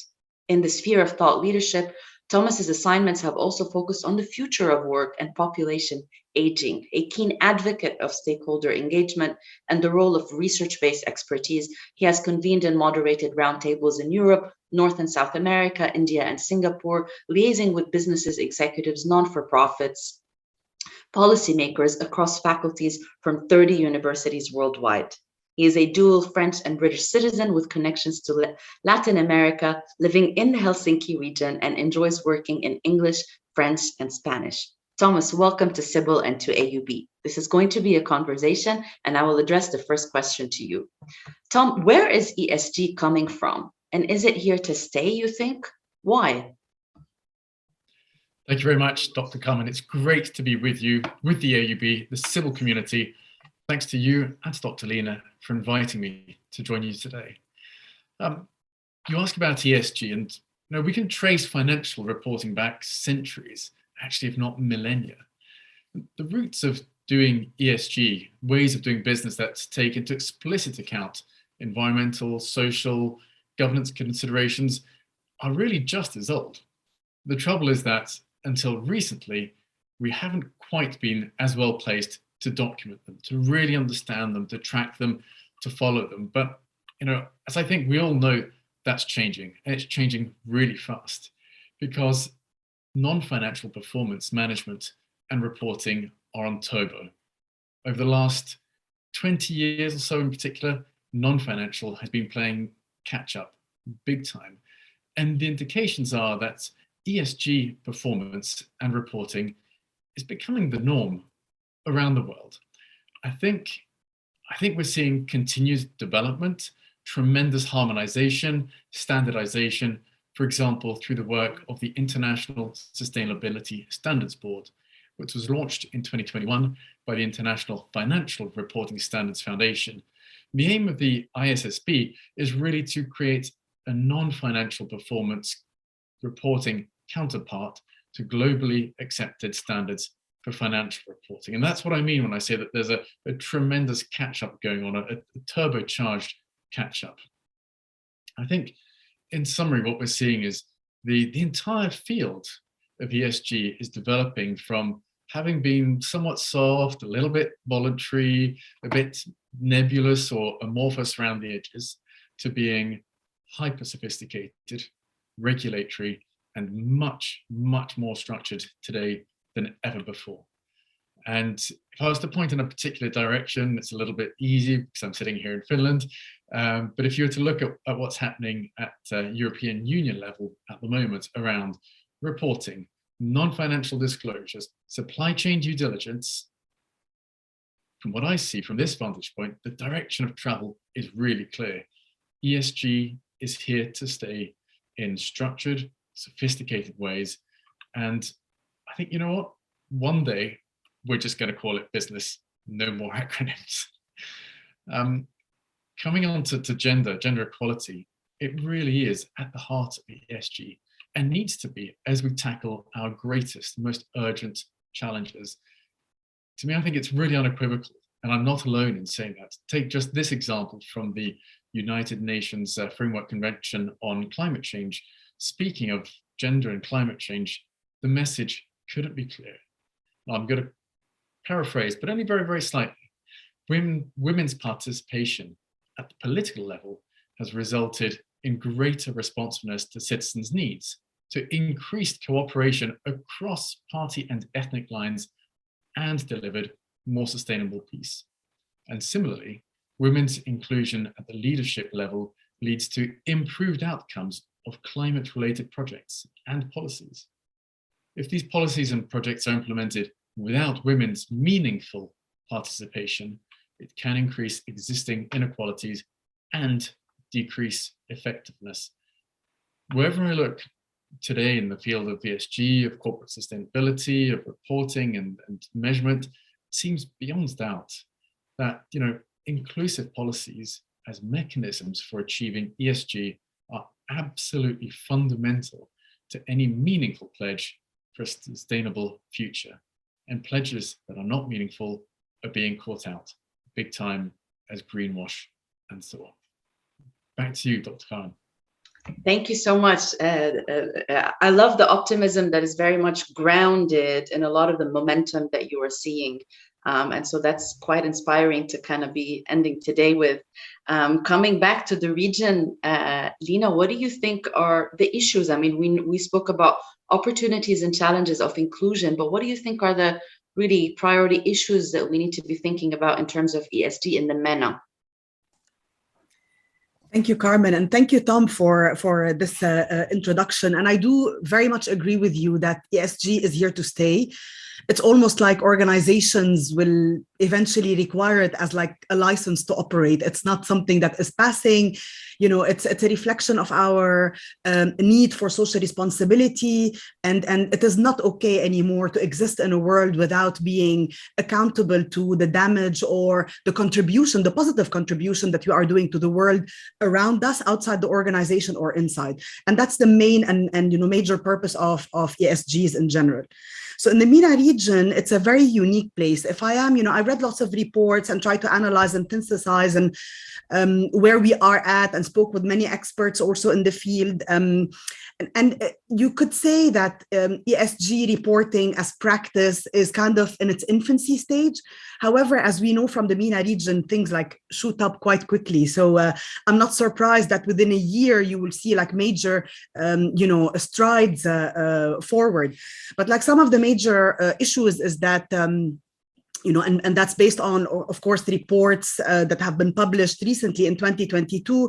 Some of the issues in the MENA is at times lack of alignment between the organizational reporting on what they are reporting on the environment, the social and the governance aspects, and those of the government. So there needs to be more alignment between what is happening, what are the governmental priorities, and also organizational.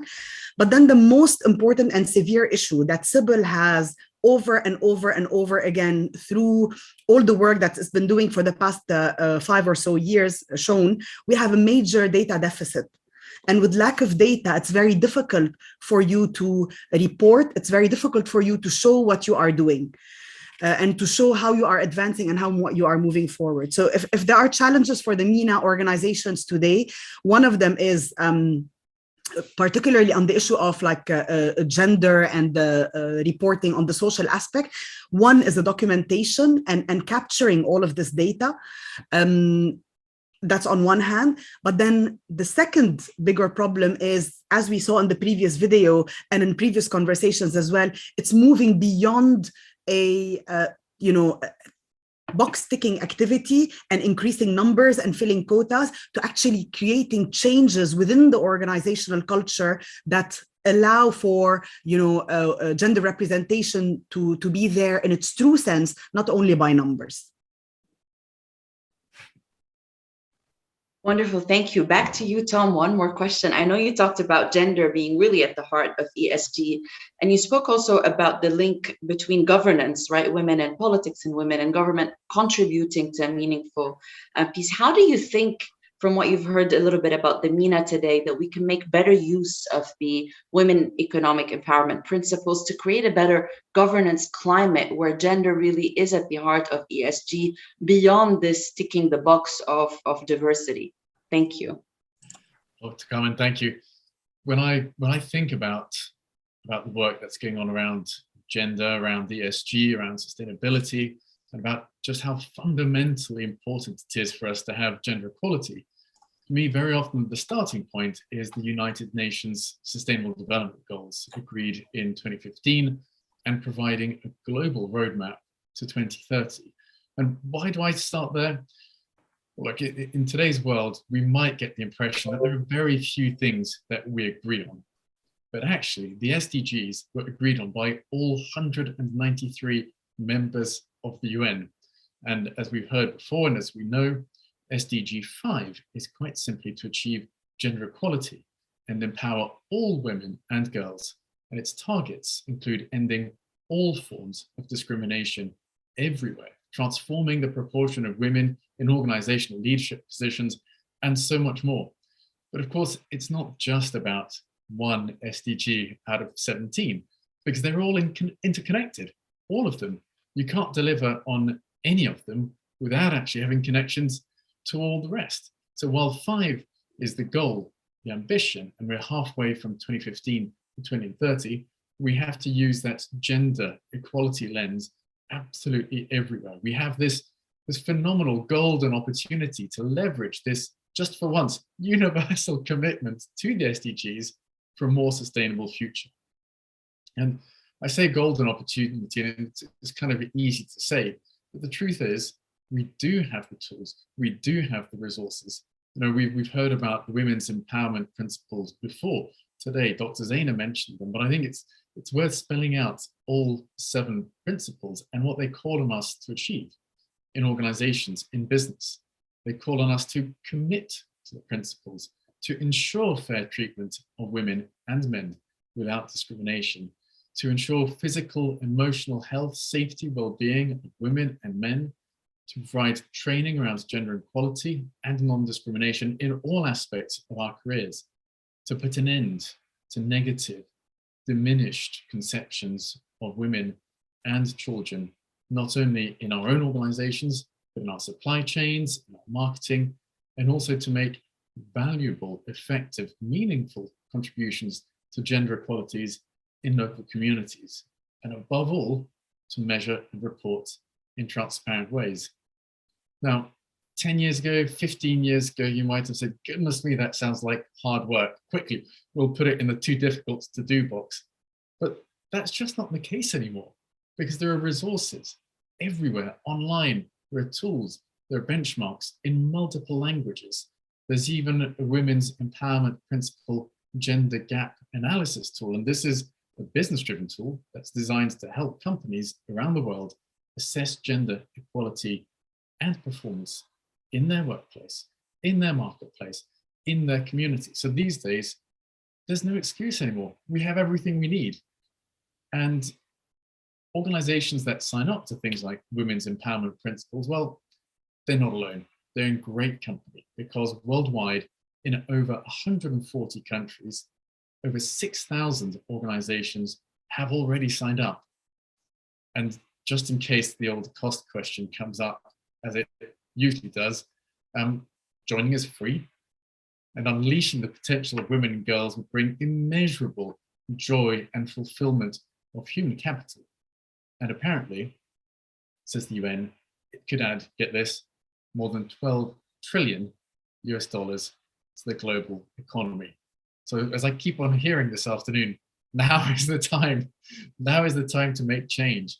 It's hard to imagine that there's been a better time for gender inclusive policies to achieve ESG and make the pledge for a more sustainable future real. So there we go. Yes, there are the tools and there are really no more excuses. When we started, they told us it's not doable, but we went ahead and did it. And like you're saying, there is a global momentum and there is a moral obligation at the backdrop of so much suffering. There is an obligation, I think, to move forward with this agenda. So thank you for that. I see that you will be joining our roadmap and we'll have, I think, a lot to talk about in the next phase. Lina, I'll come back to you because I know how much you are evidence-based, data-driven. If you could just kind of end with what you think both are enablers and barriers for ESG reporting in the MENA. And we don't want to get stuck at barriers, but really, what do you think are these reporting mechanisms so that the MENA can join the global momentum that Thomas is talking about? What are some enablers and barriers that we can close with today? You spoke my mind, Carmen, because I want to focus more on the, the enablers and the positives and the opportunities that we have in front of us. Because, as, this event is all about, and as Thomas reminded us earlier, now is the time to think, to jump on the opportunity and make the changes that we can. So if we think in the MENA region, first of all, we do have, major organizations in the MENA that are continuously looking for investors. Their shareholders and, other stakeholders as well matter. This is a no-brainer at the moment. And today, if we are in a context where companies and stock exchanges are beginning to use ESG metrics as part of, the company profiles, it is no joke. It is that serious of an issue. But put that aside, thinking about the MENA region, what are the estimates? Approximately 65%, if we think overall MENA are family-owned businesses that are currently at the moment of switching and going into the next phase of succession planning. And for me, those changes are either these changes make it or break it. And if you are in the phase of making it to the next succession plan, it means that you have immense opportunities to create changes, internal and external. And as we know, newer generation always, if you compare ourselves to our parents, us to our children, newer generations have different priorities and they take things in a different way and they look at the world differently. So newer generations that are taking over organizations in the MENA region have a mindset of sustainability, I am hoping, but even if what we've seen from lots of reports and data that have been around. And on the bright side, Carmen, one of the top priorities that have that organizations have articulated for them from an ESG perspective, but also general perspective in the MENA region, the top priority has been consistently gender diversity and gender inclusion. So on the bright side, the mindset is starting to shift. And this is great and it's wonderful and we really need it. But then I think there needs to be a little bit more guidance, potentially collaboration between organizations and governments in order to create mechanisms that streamline this, ESG reporting and that kind of make it clear how and in what capacity you can, report on your environmental, social, and governance practices, and particularly at the gender issue and the gender data, we have entities such as Sybil and all the partners who are working with them, who are providing year after year additional data and information that could be used by organizations to support their practices internally and to help them reflect how they are practicing gender inclusion and changing truly the culture and the context and not only the numbers as a whole. So yes, we can. Now is the time, and yes, we can do this change.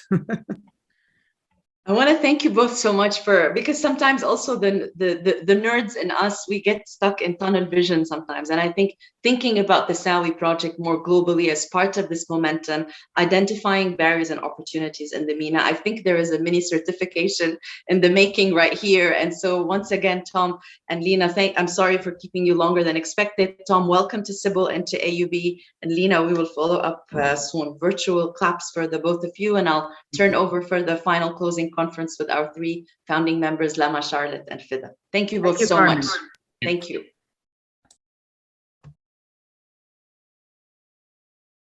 Wonderful. I think before we move on to the final panel, we have a short message from our wonderful team in Beirut.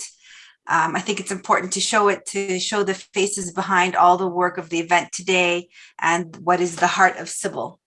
So with that, I will show the video.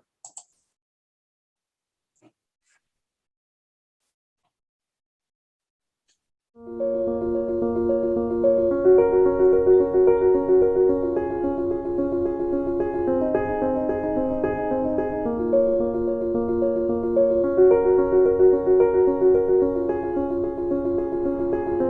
MENA region is so far behind on equal employment opportunities, equal pay, fair benefits, and leadership positions for women. Our journey for inclusive human resource development management policies has taken off. We were raised to think there are some jobs we can do because we are women.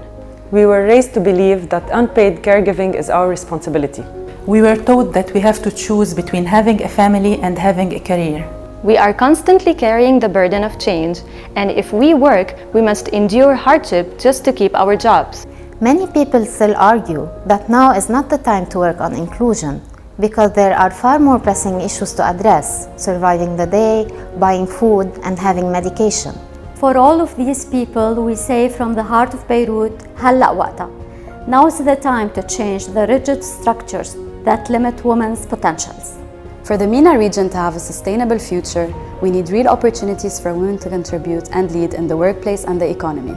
The Center for Inclusive Business and Leadership at the Alayan School of Business at the American University of Beirut works on addressing the structural barriers to women's economic participation across the MENA region.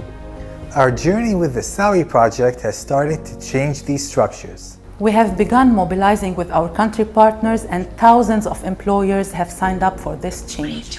Working on Sawi was eye-opening. Sybil's strategy for the region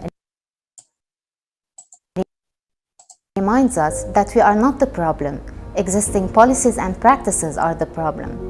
It's enriching to work together with forward-thinking country partners and trailblazing employers willing to implement structural changes, which are normally the responsibility of governments. It was exhausting to work on new policies and strategies while dealing with crises, the Beirut explosion, and a global pandemic, but it was worth it. Sybil works because we are a multi-country, multi-stakeholder team encouraging one another to have concrete impact on the lives and careers of women in the MENA. We operate as a change-making movement that will stop at nothing, not even economic collapse, COVID, nor the largest non-nuclear explosion of the century. We operate as partnership between universities, civil society organizations, and employers to build a more inclusive future. It takes work, and it is difficult work, but it's well worth it because the end result is greater than the effort put in. It takes a movement to talk inclusion and to shape an inclusive future.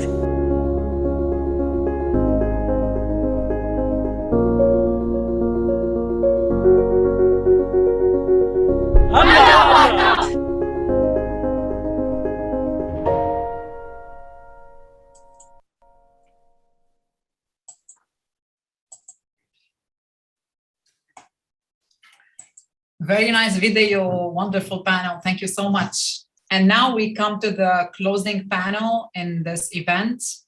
The closing panel is moderated, is anchored in OSB and the MENA, but with an eye on the world. And for this, I would like to introduce Dr. Fida Afyouni, Associate Provost and founding member.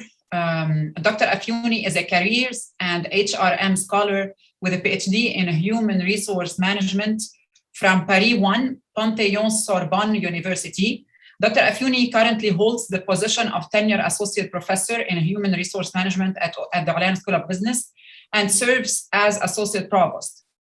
Dr. Afyouni is a founding member and an affiliate researcher at Sybil for Women. Her publications at the intersection of HR, careers, and gender have won multiple awards and have appeared in leading journals in her field, the most recent being in Gender, Work, and Organization, the Journal of Vocational Behavior, Human Resource Management Journal, Business Research Quarterly, Career Development International, and other journals. Dr. Afyouni currently serves as editor of the HRM section in the Journal of Business Ethics and associate editor in the International Journal of Human Resource Management. She's also an editorial member in several other journals. Dr. Afyouni is often invited as an expert speaker or facilitator in executive education programs and in regional and international workshops. and webinars in English, French, and Arabic on topics pertaining to inclusive HR systems, gender balance, and women's economic empowerment. Dr. Afyouni, the floor is yours. Thank you, Lama, for the warm introduction. I'm very happy to be here tonight. And I want to share my story with Sybil, which is a personal story. As my colleague Charlotte Karam and I were carving our careers a dozen of years ago, we struggled together to figure out how to make our way. One day we were approached by our colleague, Lama Moussaoui. She was invited, if you remember, Lama, a long time ago, you were invited to deliver a speech about women in STEM. And she came to us for some ideas. This moment was the catalyst that led Charlotte and I to our research path on women's careers and inclusive HR systems. We interviewed all types of women across the region: successful women, unemployed women, women executives, women who dropped out, and that helped us realize that our struggles were shared by almost all of our female participants. 10 years following our extensive research on women's careers and HR systems in the region, we then decided to do something about it. We were really upset and angry. And so we started working after hours at several cafes in the area surrounding AUB, and we drafted a proposal for Sybil, which was later approved and implemented with the support of my wonderful colleagues, the founding partners of Sybil, Drs. Lama Moussaoui, Wasim Adbou, and Carmen Jaha, of course, and Charlotte and I, as well as the Sybil's wonderful staff, country partners, and trailblazing employers. Sybil's business model, the way we conceived it, is very unique, anchored in our personal experiences as well as in rigorous academic research. It has three arms: capacity building, outreach and change mobilization, and organizational policies and systems. And it is built on a participatory feminist methodology that allows for knowledge co-creation from the region to the region to catalyze positive change. What's unique about Sybil is that it targets primarily decision makers in organizations. It targets you, not women. We acknowledge that the problem in our region is structural and systemic. It's not about the women. We have abundance of highly educated, capable women eager to enter the workplace, to develop their careers, and to contribute to personal, organizational, and economic growth. My path has been long and bumpy, but the research that I do with my colleagues at Sybil empowered me and made me realize the gravity of gendered systems and HR practices, and the great impact that inclusive HR systems can have on individuals, organizations, and the economy. I am grateful to be working at AUB, an institution which gave me room to grow, from a junior faculty to program director to department chair, and now associate provost.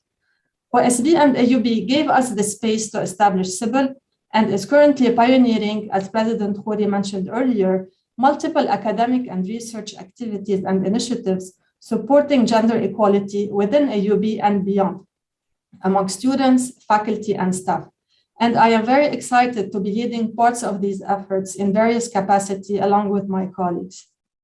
As beautifully stated by Dean Sidani earlier, at AUB I was seen, and my aim is to make everyone be seen and be provided equal opportunities. I have witnessed firsthand the empowering effects of inclusive HR systems, and now I would like to invite every one of you, every decision maker in organizations, every CEO, COO, human resource manager, and others, to join our efforts to ensure inclusive workplaces. Let's work jointly to put together policies and structures to ensure the meaningful participation and representation of women across all levels, across all sectors, and across all MENA countries. During our last 3 years of operation at Sybil, we have made positive impact and developed a roadmap for inclusive HR systems in the region in partnership with pioneering employers. So far, almost 200,000 employees were impacted through direct HR policy reform. I therefore invite you to sign the pledge and join our growing network of organizations who have committed to support efforts to accelerate women's inclusion in the workplaces across the MENA region. It is by collectively engaging in small steps that we can contribute to women-inclusive economic growth that puts at its heart regional sustainability and dignified living for all. Thank you for your commitment to this important cause. Please sign the pledge and join our employers network. Thank you.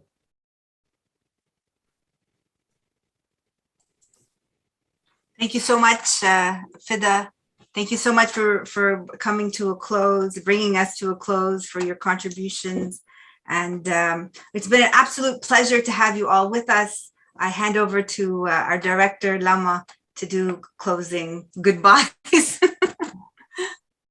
Thank you, Fida. Now that we have reached the end of our event, I want to thank everyone who attended today and everyone who was watching the event on the live stream. I want to thank all our partners for their great, very insightful discussions. You working closely together is at the core of our mission at Sybil. I invite you to connect with us, everyone. Follow us on social media, follow our news, our updates, our newsletter, and reach out should you have any ideas or should you like to connect. We will be sharing post-event. We'll be sharing in the next few days some post-event items, videos, links, press release. So stay tuned and thank you all, and until soon.